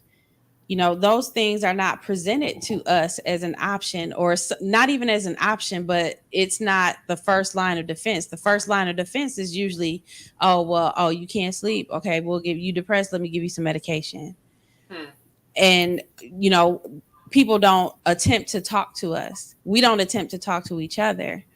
So in other communities, therapy, talking, just even labeling your emotions. One of the things that I work with my families is identifying what the emotion is. I get that you're upset right now, but that behind that anger is something else there. It's something else. Anger is not the plot for us. It's usually we're confused, or we feel unsafe, or there's something else going on there, and then anger is the one thing that we know. If you ask everybody what you're doing, first thing they're gonna say, I'm good. The truth is they're anxious. They're frustrated, they're concerned, they're worried, they have all of these things going on. So having conversation and giving the things that you're feeling labels, and assigning labels to what you're feeling, and knowing things beyond I'm good, I'm Gucci, or man, I'm fucked up right now. Right. What does that mean? What does that mean? And where's the line in between there? And yeah, being able to recognize, and I just not to cut you off, but just to interject here, being able to understand the different that there are different layers of emotion, that we have more than just happy and mad, good and fucked up, pissed off, or whatever. You know what I'm saying? That there's so many different in betweens, and some of them show up and they look similar. You get what I'm saying? That there's a difference between relaxed and tired. Yeah. You get what I'm saying? There's a difference between angry and my feelings are hurt. And sometimes them shit show up looking the same way because that's how we were taught to express, no matter what that odd feeling was in our belly. This is how you show this and this is how you show that. But it's so many more layers to that. And we talked about this many years ago about recognizing the difference between stop signs and yield signs. Bam, they red and white. You know what I'm saying? And it kind of looks like you're about to do the same thing. Right. You get what I'm saying? But they are not the same. And the same thing is different. Understanding these layers of our emotions. And it's not the same to have your feelings hurt and to be mad. You can be mad that your feelings are hurt. You can be mad because of, you know what I mean? Right. But I think a lot of times, Patrice, it's just easier to be mad. It's easier to be mad than to say I'm hurt. It's easier to tell you I'm mad at you than to say you hurt me with something. And then so also mad is a defense. Just to add to that, I think as women, and especially as Black women, we're not given the opportunity to be hurt. The narrative for us is that we have to be strong and that we know how to handle everything. We can take care of everything. Strong Black woman, she raising kids, she working, she doing all those things. We can't afford to be hurt. We can't afford to have a bad day. We can't afford to be stressed out and touched out by our kids. And we're never given the opportunity to rest in our own humanity. We feel shit just like everybody else does. And the other day, I have a little mama that I'm working with. I call her little mama because she's 15. And she just had her baby probably almost a month ago. It's almost been a month. And so I'm over there and I'm talking to her about, what the baby is doing, what things she's observing from the baby's behavior. And she says to me, she was like, I really don't pay attention to her too much. She just, she's sitting in her chair. She only cried when when she hungry or if she wet or something. And I was like, you think that's the only time that she cries? I said, you let her sit in the chair, in her little bouncy chair. You just let her sit there. And as long as she's quiet, she's good. And I said, can she talk to you? She was like, no. I said, so what do you think she does? Let's just say, you're playing music and it's loud and that startles her. Then what? I was like, what if it's, cold in here? Her foot is itching. How does she tell you that she's experiencing any of those things? And she was like, I guess, I guess she can't really say nothing. She just sit there. And I said, no. I said, she don't just sit there, baby. She cries. She wants to be talked to. She wants to be held. She's going to cry. She was like, well, she really don't cry that much. And I said, are you noticing that she's crying more or less than she was when she was first born? She cries less. I said, do you know why that is? She didn't get a reaction. She's getting used to it. And I said, she's recognizing that her needs are not going to be met. So babies operate, they communicate cause and effect. They communicate by, they recognize patterns. If I cry, this person comes to get me. If I don't cry, or if I'm crying and I'm having this thing going on, it's cold in here, the light is too bright. What the hell is going on in here? I'm scared. I don't hear my mama, because babies can't see. Newborns can't really see beyond maybe 2-3 inches in front of their face, and they can't see colors for the first month. So in this space, it is completely unfamiliar to me. And I'm sitting here hollering, and you leave me here to holler because you say, oh, well, she just ate, so she can't be hungry. I just changed her diaper, so she can't be wet. That's an unmet need. Indeed. And so we learn at a very early age whether or not our needs will be met, whether or not we are even worthy of having our needs met. That far early on, exactly. That early on. Mm-hmm. And so you begin to see those same patterns play out in 3-year-olds. You see those same patterns play out in 9-year-olds, the 13-year-olds that you work with in your youth program, the adults that you get older. You see those things play out. Those patterns continue repeating themselves. I know it's not his fault, but I'd be straight sick of it when I see it in the grown ass man. I'd be like, "Where's your mama?"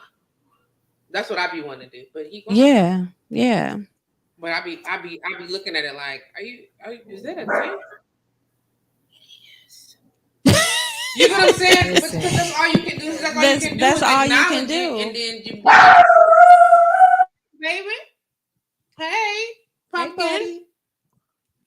Kiva said, I also didn't see my bratty girl if you don't get your whole life issues until Patrice Green started saying things to me that made me wonder.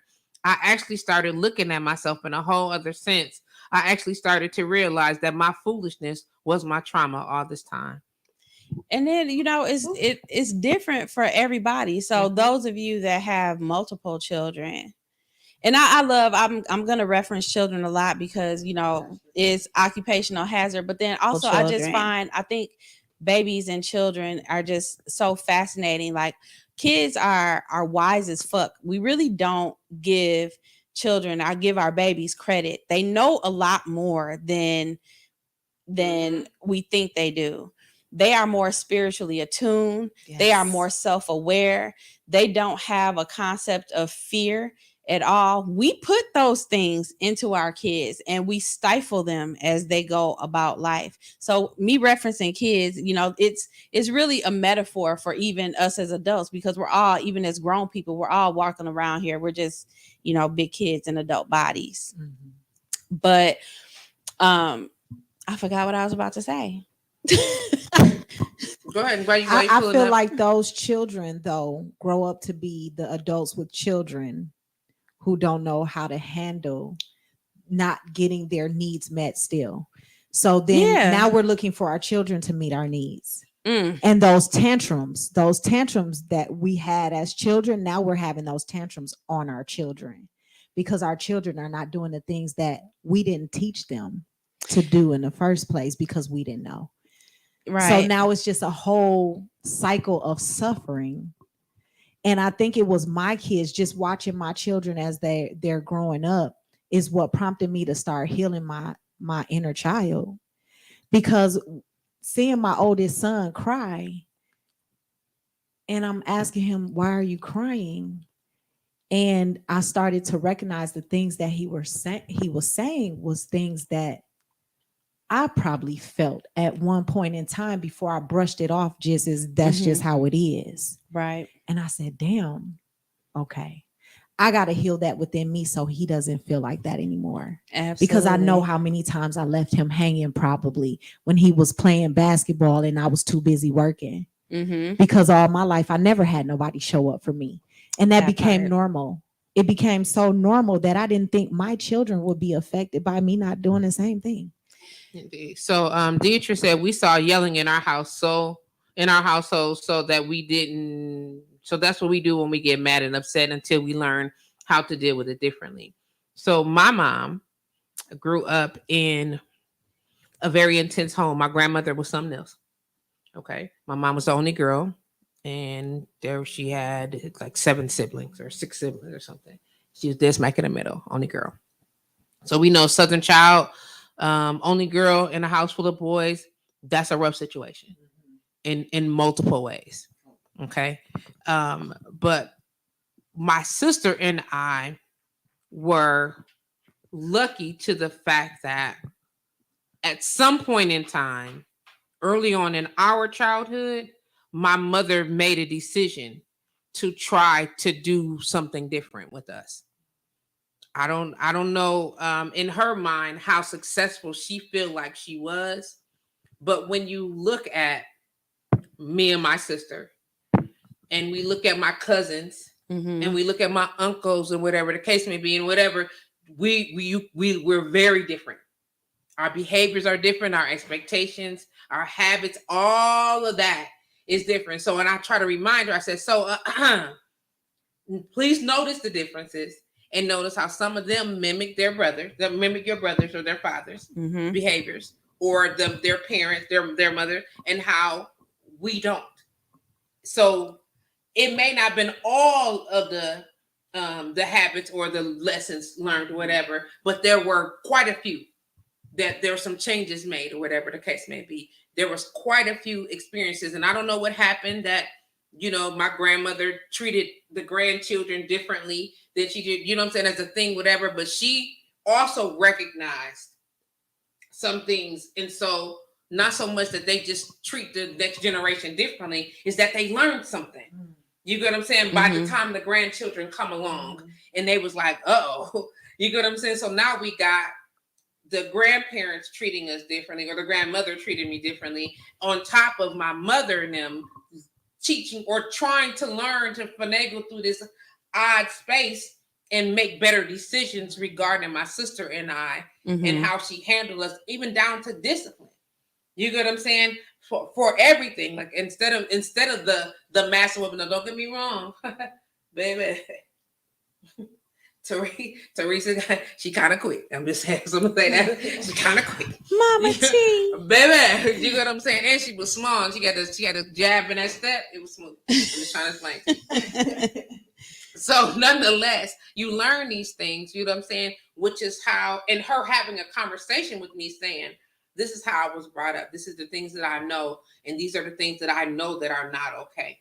You know what I mean? And I don't know how to fix them all, but I'm going to do my best to try to change that with you guys. I love that she had a conversation with you and Facts. said, this is how I was raised, because a lot of times that does not happen. We don't talk about what happened. You know, our parents don't, at least in my house, we didn't talk about things that happened. Right. And those that you know, what goes on in this house stays in this house, that that whole, we're not going to talk about this, you know. So much. We don't talk about Bruno. No, it's a thing. Like we, you know, we perpetuate harmful cycles by not having those conversations. That's it right there. And we impede on upon our own healing when we don't talk openly about things. There were things that happened in my family, specifically with my grandmother and with my mom, that there were things that I literally just learned about, you know, after having a conversation with my mother probably 2 months ago, and made a whole lot of shit make sense. And we don't realize that those things that occur in our house, it affects how we show up, not just with our kids, but even with how we show up at work. Come on. How we show up at school. Everywhere. How we show up in relationships with our partners and things like that. All of those things have an impact. Don't believe for a moment that just because, you know, you grew up in a two-parent house and that y'all had stuff growing up, that you were not impacted, because you most certainly were. Facts. I know, just even for myself, and we were talking about this a little bit earlier, Yvonne, just how I showed up in relationships and my approach, what I expected from men because of what I saw growing up. I saw my uncles and my grandfather, they've always been outstanding providers. And they've drilled in me from the jump, you do not deal with anybody that is not doing for you. So for a long time, I gauged a man's goodness off of what he did for me.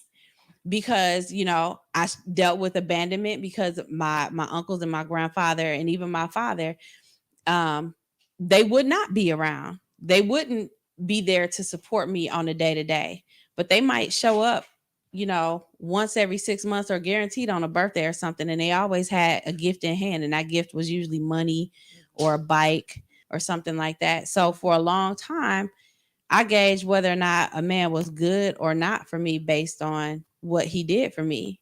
I stayed in a very toxic relationship for a very long time because this man was quote unquote good to me in terms of taking care of things, but he was also selfish.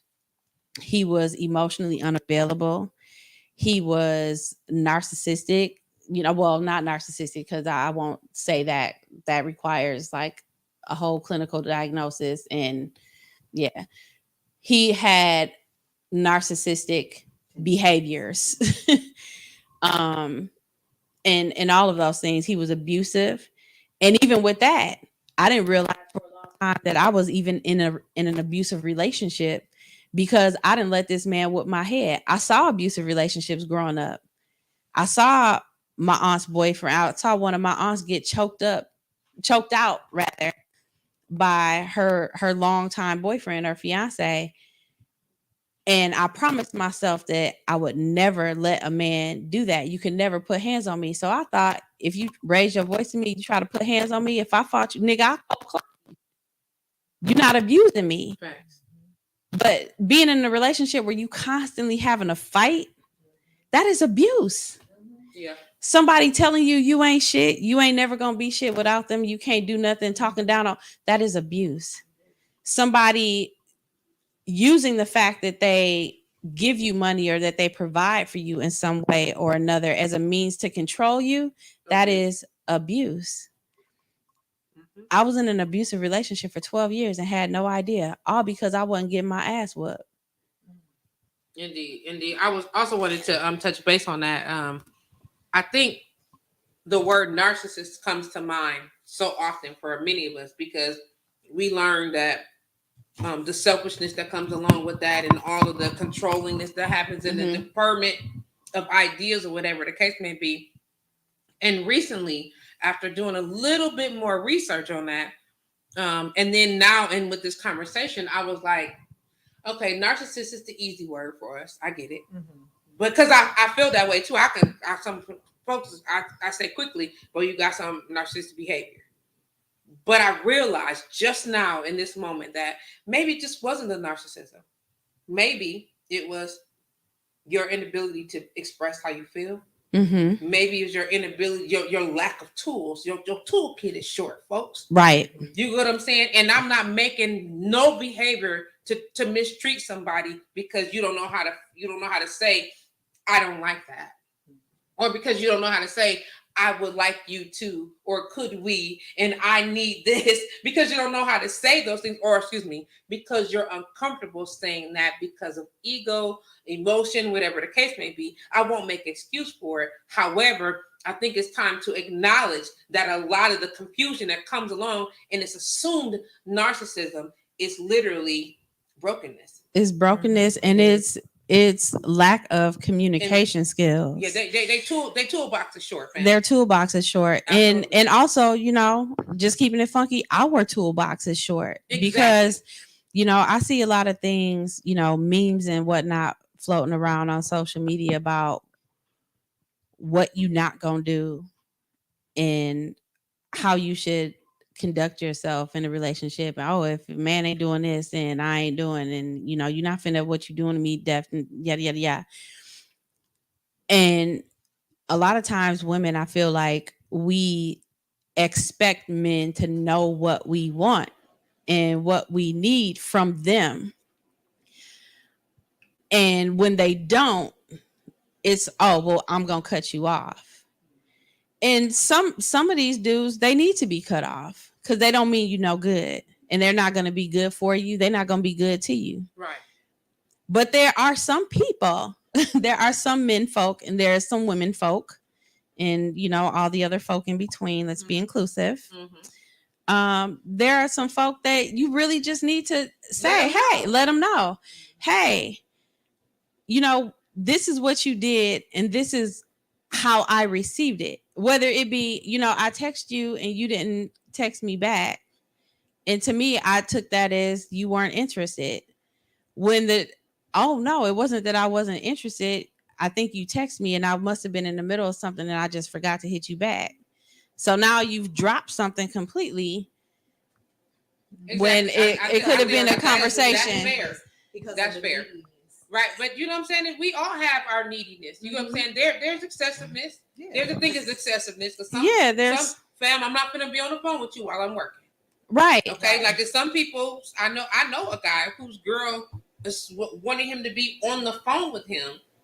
I mean, on the phone with her while he was at work. Like literally like this. And then so you refer to counseling. Because now you're not loving hard, sweetheart. And then she would say, I just love hard. No, that's not, because loving hard isn't, loving hard. Loving hard isn't gonna stress you out. Mm-hmm. Loving hard is not going to leave you feeling emotionally or mentally drained or depleted. You can love hard all day long. I love hard. And for a long time, I mean, we used to have these conversations probably 20 years ago talking about how we love hard, but the loving hard that we did was self-destructive. Facts. And that's the part that, we're not having those conversations. And I know people, we share memes and swapping information, and the advice that come across on these memes is so nuanced. It's really impossible to address the whole of a thing with this one little sentence, because it's not all inclusive. It's not all inclusive. Indeed. It doesn't apply to everything all the time. Kiba said, now I won't go as far to say I'm not bratty, laughing but very serious, but I've toned myself down in a host of areas, and Lord knows I need assistance in this area because it's heavy at certain times in my life, especially when my life slows down. Understood. You know what I'm saying? But recognizing that, and now it's time to figure out, you know what I'm saying, what do you need to get to this next step? And as Keisha mentioned earlier, healing is not an end destination. It's just not even possible to have gone through all the years that we've done. No matter how old you are, most of us got more years behind us than we do in front. You know what I mean? Right. At this age anyway. So you got to talk about, you going to combat all the years behind you in a week? No, fam, it's probably ain't going to happen. You know what I'm saying? It's not going to happen. You will wake up and magically be a whole new person, and all the stuff that we had been, it's not going to happen. No, it's not going to happen. And you know, shit, you get triggered. Things bubble up for you, even in your relationship, you know, and I'll use myself as an example, and shameless plug. I wrote about this in my book. Mm-hmm. You know, go to Amazon, Keisha Shanks, or contact me at the Keisha Antoinette on Facebook, and I can get you a copy. Mm-hmm. But a lot of times, you know, those things bubble up, and you know, this is when it becomes important for us to have the right tools in our toolbox, one, and also to be self-aware enough to know when our shit is bubbling up. I've struggled with abandonment issues. So one of the things that I've done in the past is one of two things. Either I'm going to cling on for dear life, I'm going to stay someplace longer than what I need to, or I'm just going to completely dismiss you for absolutely nothing. And so when things happen and I feel those feelings where, you know, those fight or flight feelings coming up for me, I have to take a deep breath and not let my thoughts consume me that, okay, this person is not living. Maybe they're just busy. You know, this person is having a hard time right now. Maybe they just need some space and don't necessarily know how to communicate that. Give them some space and then circle back in a day or two. Hey, what's going on? But approaching those conversations from a place, and this is what loving hard looks like. Mm-hmm. Loving hard looks like giving people that you care about, people that are in your space, giving them consideration and thinking fondly of them, not automatically assuming the worst. Because me having abandonment issues and also me being a creative, right. You know, I can, you know, my imagination is wow. I can come up, I can, baby. I can come up with some stuff now if you leave me to my own devices. But part of that is really just being aware of the things that trigger me and being able to, calm those intrusive thoughts and get those thoughts out of my mind. But then also being able to circle back like, hey, I understand that this is what is happening with you, but this is kind of what I need. So if something like that happens again, can you just like, hey, I'm not ignoring you. I'm just having, I'm super swamped at work this week. I'm going to call you later. Or I'll call you on Friday, or let's, something like that. Don't just leave me hanging, because if I have to try to figure it out or process your emotions or whatever it is that you're thinking, that's not going to end well for none of us. Right. So, look, we got about a half an hour, right? Dang, already? I know, right? We out here already. But I wanted to ask this, okay? Let's just briefly, because I know we can't extend upon it, the way we really would want to. Let's talk about what forgiveness looks like. Because I personally feel like sometimes I see you, Keisha. Keisha said you better stay there. Okay, so look, let's talk about what that looks like. How to move on from a something or a someone or a moment or an idea or a feeling. You know what I'm saying? And what does that look like? You know what I'm saying? It's like, seriously, because sometimes we step into a space and we be like, I'm good. The lies you tell. You know what I'm saying? Like, and it's no, I'm good. You know what I'm saying? And then you kind of stick it down here in this little spot and it festers. What does that look like? During this particular healing journey, because I've been on a couple, but during this particular healing journey, I've actually dived into what forgiveness actually looks like.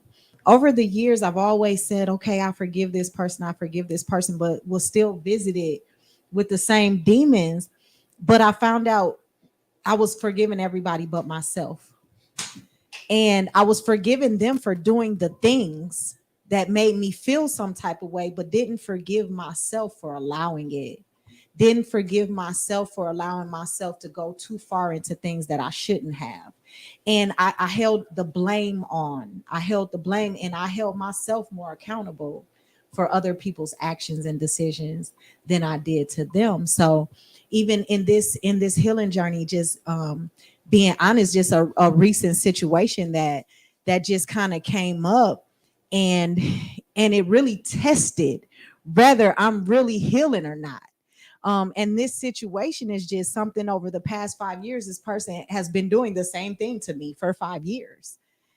And this time, instead of getting upset at him about it, I said, okay, Vaughn, you know what? This looks the same.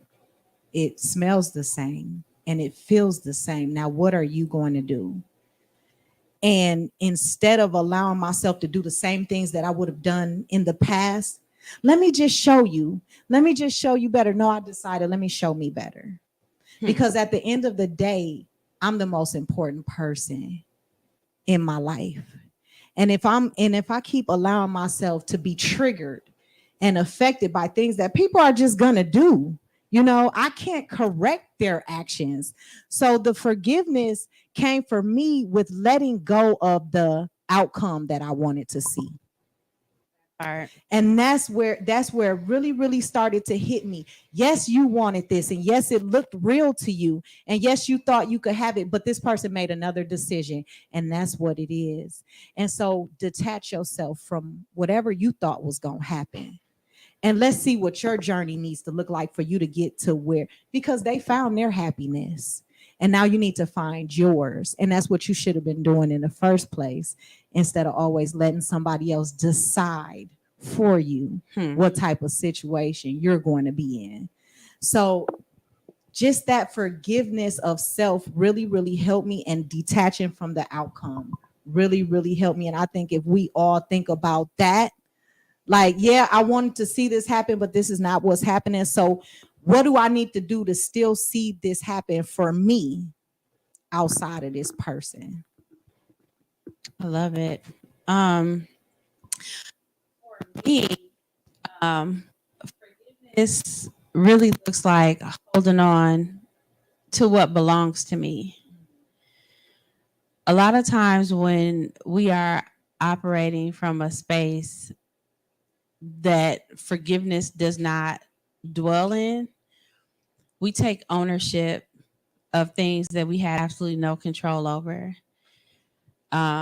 We pick up bags that don't belong to us, whether it's, dealing with issues that we may have with our parents. For a long time, I carried so much anger towards my father for never being around.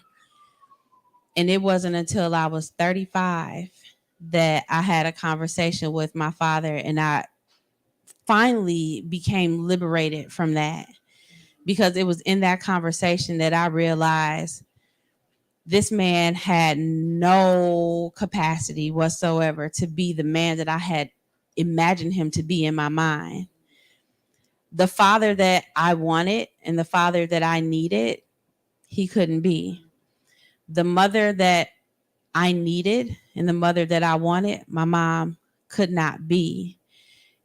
And releasing myself from any blame or guilt that I had, thinking that maybe it was something that made them handle me the way that they did, and seeing them not just as my mother and not just as my father, but seeing them as humans, seeing them as a man and a woman who are both flawed, who are both broken, who are both needing to heal from things, and not taking on their shit as my own.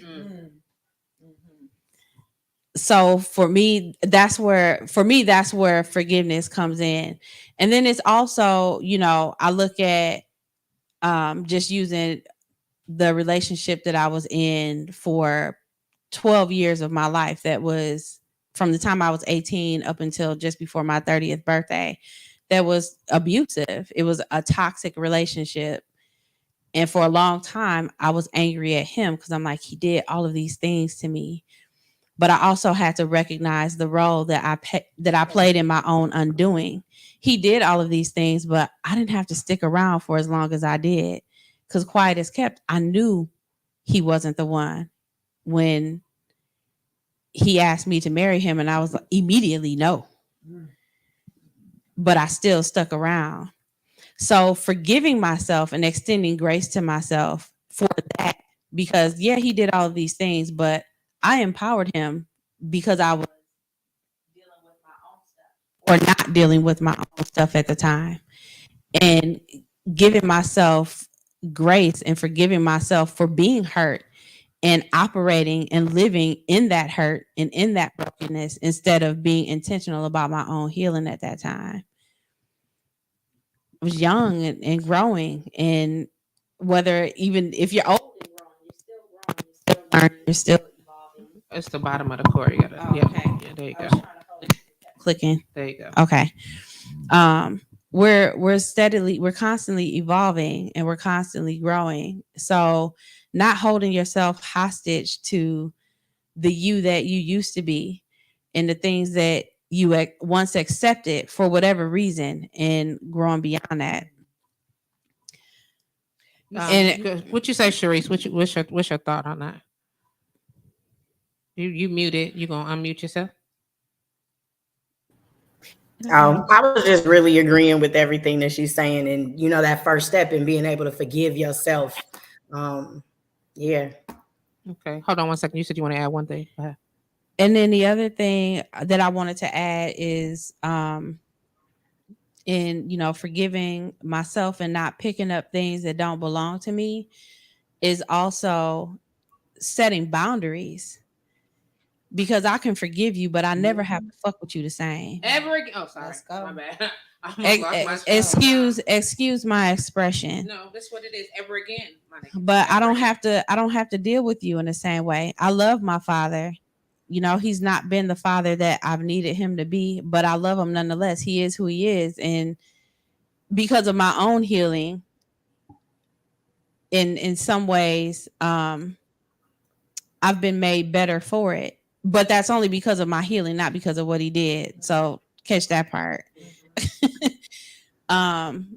But I cannot, because he is who he is, right? And understanding who he is and accepting him for who he is and how he is, there's certain access that he has to me and certain access that he does not, and that he will not until he's, doing his own healing. It's same thing with anybody else. Forgiveness, and I don't think they teach us that in church. They teach us, you're supposed to forgive your enemies. But that doesn't mean we have to deal with each other the same way. You don't get the same access to me. You don't get to hurt me over and over again and I say, I forgive you for it. Because then what happens is I end up resenting me. Resenting me is not an option. Indeed. Hold on, let's see. I'm gonna come back. What you got, Sheree?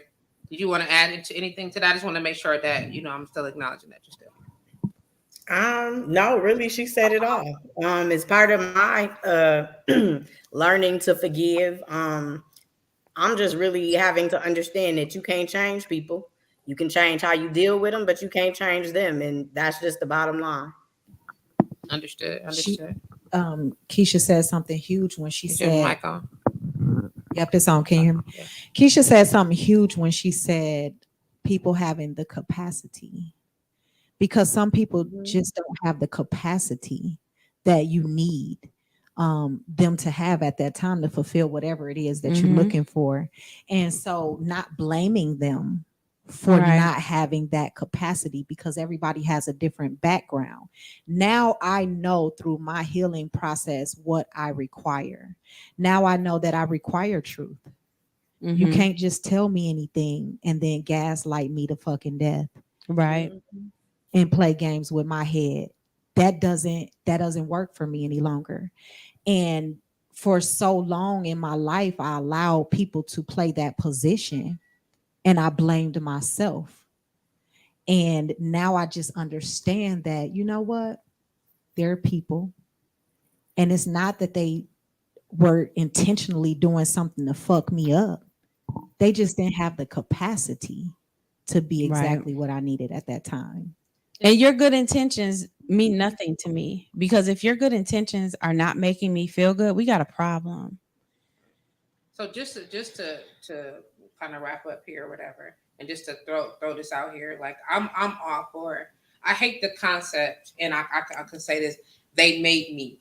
That. Right. You did it, and because you are, I'm my own person. I'm responsible. Sometimes I'm back to one of my words for the day for the last couple of shows have been accountability. The perfect way to round this off is I can only hold you so accountable for the things that you have done. Okay, you've done all the shits. How much of that did I allow? How long did I stay engaged with you when I motherfucking knew? Et cetera, et cetera, et cetera. You get what I'm saying? And I allowed it. And then I wanted you to do better. Right. I was expecting you to make the change. And I knew that this ain't cool. There ain't nothing cool about this shit. Ain't nothing cool about this conversation. What you had done, nothing was right. And I knew it.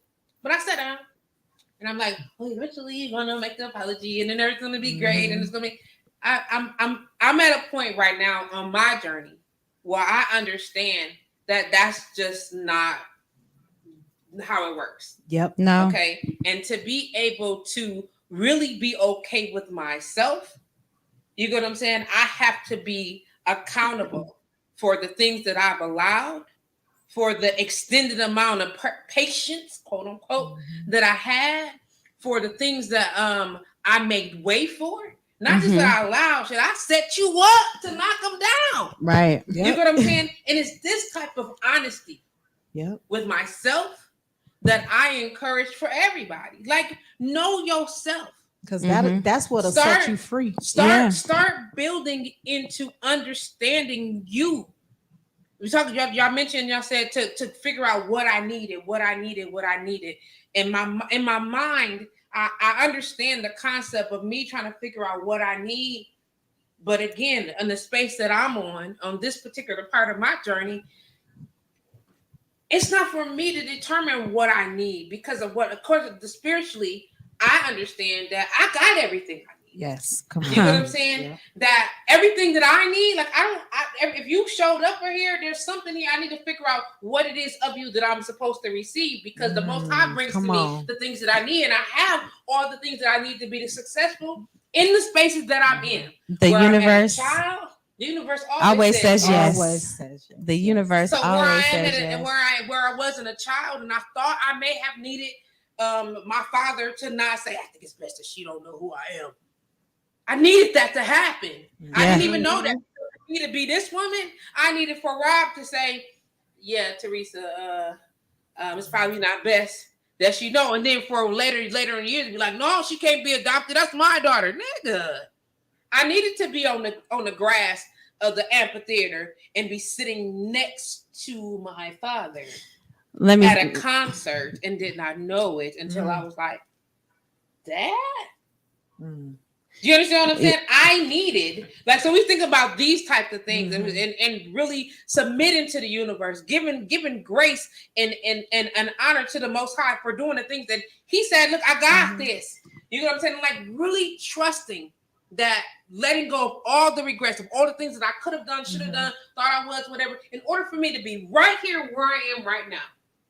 All them shits had to happen. All them shits had to happen. Definitely did. You know what I'm saying? And it went down that way. All the relationships, all my friendships, me having to tell Devon every time, fam, that's nasty, my nigga, don't do that. You know what I'm saying? Or Rudy, get your ass, all my guys, for watch them shit, for marrying J-Dub. I had to be the woman that I am today. Father, what you thinking?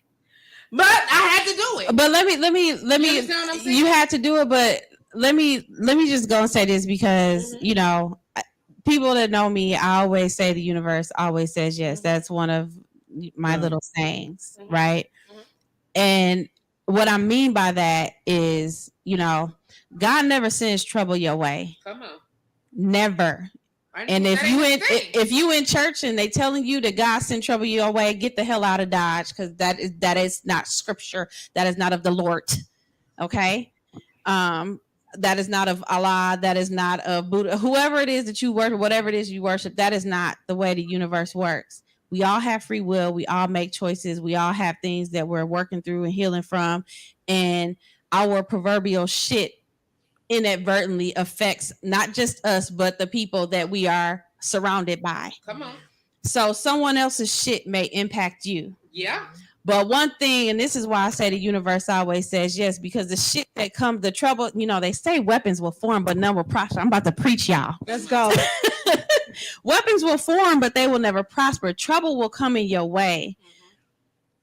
But the universe, God, will make sure that those things that have come in your way to disrupt whatever path it is that you're supposed to be on, He will use those same things to edify you. Let's go. Do you understand? Let's go. That's exactly where I'm going.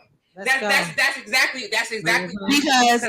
because if I had different parents, if I had been in a different relationship, if I didn't have the relationship that I had with my grandmother, if I didn't have the relationship that I had with my daughter's, if I had not been sexually assaulted 3 times in my life, had I not been a domestic violence survivor, I would not be able to sit here to you and say the shit that I'm saying to y'all today. Exactly. I would not have written a book. I would not be working with mothers. I would not have a word to give or wisdom to share or gifts to share with other people. Now, I know people that have been through things, you know, far worse than me, that are not doing the things that I do. And that's okay, because that's not their journey. That's this one belongs to me. Right. And that's it, though. If I had not done the things that I did, had I not gone through the things that I had gone through, if I were not going through the things that I'm going through, I would not have a testimony today. And that is where I'm at. So the whole point of that is forgiveness starts here. Forgiveness starts with self. For me, that it's not really matter. If I forgive somebody for whatever they've done, that's for my peace. peace. Mhm. So that I can move forward, so that I'm not lost in this abyss of what ifs, or how could I, or if I had it, so I can move on. You know what I'm saying? To understand something and to really let it go. And I'm gonna tell you, I'm and people be looking at me like I'm crazy. We have an opportunity. We can have a conversation or not. Mm-hmm. And if something comes up and we are having a situation, I will please, here's the table. Have the conversation. You get what I'm saying? Because once I moved on, you just talking for your air. And I hope and hope that it make you get what you needed. Because I got mine. Absolutely. You understand what I'm saying? And when I'm well and I moved on from this space, because I was constantly going, my hashtag is better every day. You get what I'm saying? Here. That's it. So when I'm done with this, then we can move forward. And it's that peace of mind that I wake up with every day. It's that peace of mind that makes it so that when I go to sleep, well, I'm not going to go to sleep mad at nobody. I'm not. I don't care what you did. Now I might wake up and start my day and have to readdress an issue.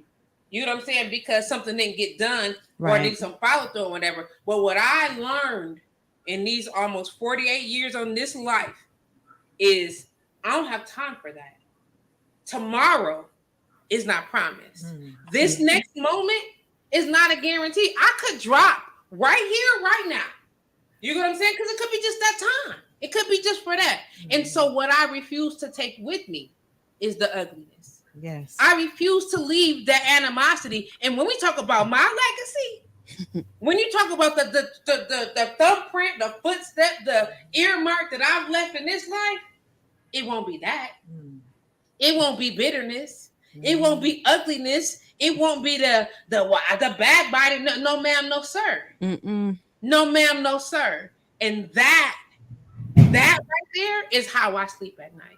Yes. That is how I wake up in the morning mad and all bitch that it snowed. But when the sun touched my face, I'm like, oh, I see you, God. You know what I'm saying? When he warm up my little spirit, you know what I'm saying? Because of something or a number or a light or a color. Oh, I see you now. You know what I'm saying? And it's that goodness. It's that peace is why I always encourage. Hey, you know what? You ain't got to, fam. But do it for you. Do it. It's forgiveness is you don't gotta kick it. We don't gotta kick it. It's an inside. No more. You don't never got to see them never again in life. It's an inside job, and it's an inside. And when we talk about, I think forgiveness is at the core of happiness. Happiness is an inside job. It's something that you intentionally choose every day, and not just waking up saying, oh, I choose to be happy, but the happiness is choosing the right foods to eat. Happiness is choosing who to engage with and how. This is also where discernment comes in and where boundaries come in at, right? Boundaries. So, there are people that I love, but I can't engage with you every day. I can't engage with you in the way that I may have engaged with you in the past because I'm not the same person. Right. I am not the same I am person. not the same person. Definitely I'm not the going to same sit up here and person. talk with you about how niggas ain't shit. I don't want to sit up and gossip about who wore what to what party and who posted what on Facebook. I don't care about none of that shit. I think the most freeing thing during this journey for me was self-accountability. That gave me so much peace because I finally realized that I could design this shit any way I want to design this shit. And I'm golden. Genie said it best in Aladdin. It's one of my favorite quotes. Profound. Somebody come get your friend. No, he said phenomenal cosmic powers with itty bitty living space. Yeah. It's one of my favorite quotes. And I recite that to myself often because I have to be reminded, and I have a tattoo on my right arm of the universe because everything is everything. The universe always says yes. I have everything that I need in me. Everything that is swirling around us, God is always around. God is everywhere. And everything that is of God is of me also. I have phenomenal cosmic power. That's right. Itty bitty living space. Come on now. This shell of a human that you see me, this is a little itty bitty space. But honey, when I put mind and spirit together, I can make some waves. Absolutely. I can make some impact. Absolutely. And I walk in that. Now that, and I walk in that. That's what I'm talking about. That's what I'm saying. We as, and I'm hoping that these conversations is helping the audience tap into just like the mindset of just us as women. I noticed that with the exception of like two people, the majority of our audience today that engaged us, all women. Okay. And I'm hoping that you've taken some of this insight from today in the last two other shows that we've had, engaging each other, building and growing and trying to figure out what our next thing is and whatever. And just a little bit into a self. You know what I'm saying? Just a little bit into self, because like we got shit to do. You know what I'm saying? And every day you wake up and every breath that you have, you know what I'm saying, is a testament that forever next few moments that is for you to be here is something to be done. It is something to be done. And go ahead. No, go ahead. You know what I'm saying? There is something to be left. You know what I mean? And as women, and people look at me funny when I say this all the time, but I mean it with the whole hearts of the heart that is given to me. You are, they are, because we are. That's it. Like there's nothing else to be done. Phenomenal cosmic power. You are itty bitty loving space. They are. It just is what it is. Because we are. If we were not, there would be nothing. And I say that we wouldn't mean God would have his other way of doing some of the things, but in this life, in this existence, in this structure, the way that it's laid out right now, all things are because of us. And Black women. And it's believe it. Black women, let's be clear. And our responsibility is to do our best to work on healing, to do our best to work on wellness inside and out. It is our responsibility, because if we together, then that's how we teach. You understand me? Like if we together, then if I'm eating right, I'm only cooking the right shit. We are master teachers. If I'm reading right, then I'm only spewing the right stuff. You know what I'm saying? If I'm taking in the right stuff, then I'm only giving out the right stuff. If this is what we are to be, and we are to walk in all that we are manifest, then we have got to understand what that looks like and how we bring it to fruition. And how do we do that? We have these conversations. We bring it to the forefront. We don't ignore the idea. We address these issues, and then we share over and over and over and over again.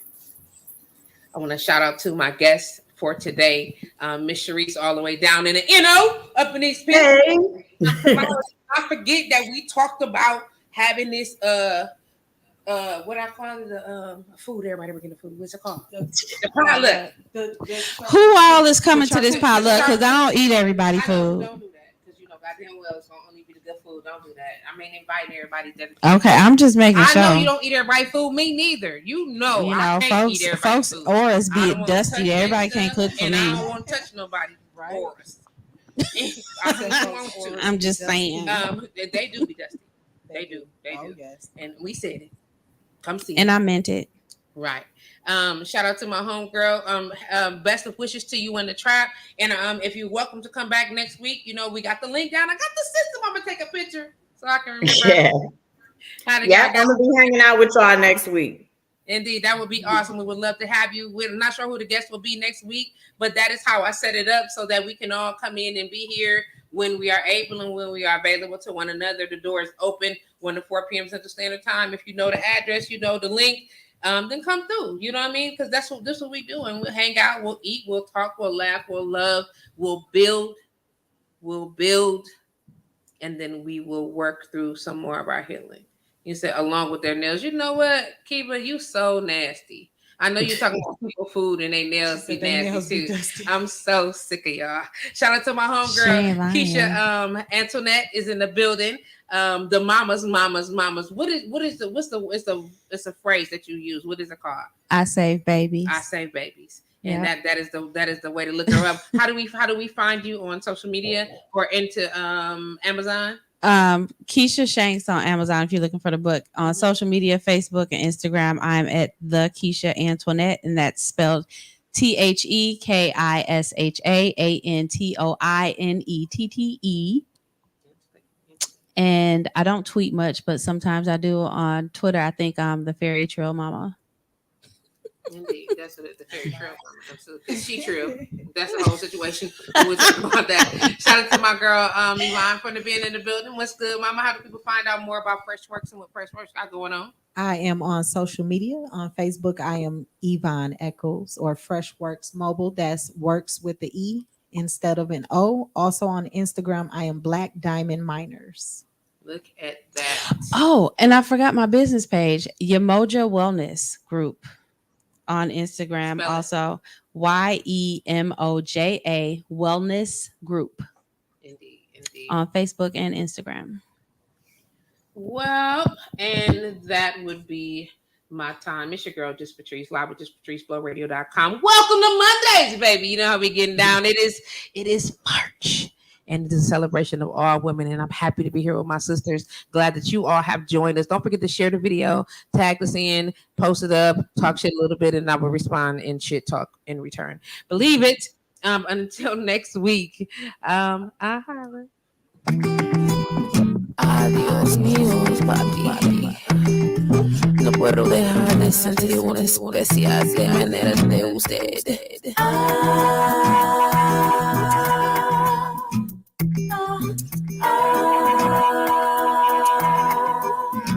You already know.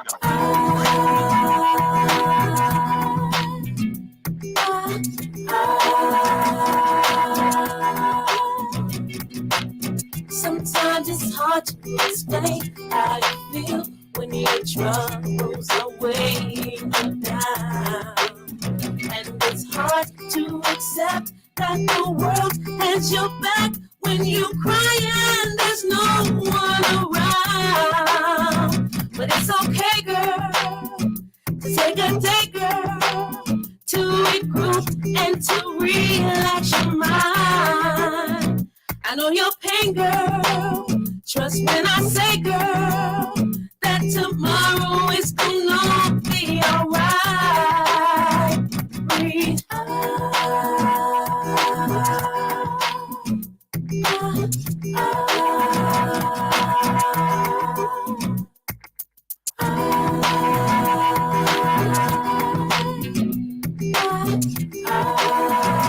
just breathe. Nobody said it'd be easy. You're working hard to take care of your baby. And the way the world's set up, even when your man gives up, you got to keep it moving on. So it's okay, girl. Take a day, girl, to regroup and to relax your mind. I know your pain, girl. Trust when I say, girl, that tomorrow is gonna be alright. Just breathe.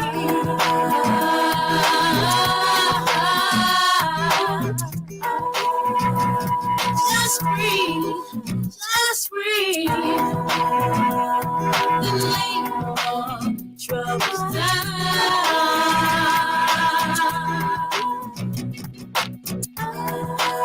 When you're tired of all the drama, makes me wanna holler, yeah. I know you're tired of stressing with the world on your shoulders.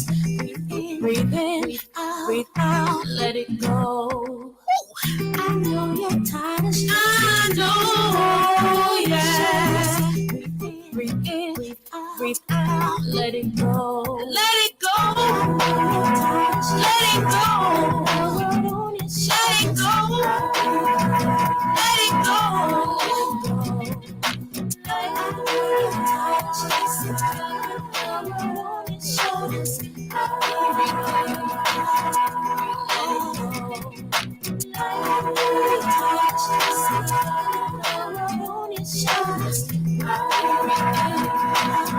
it go.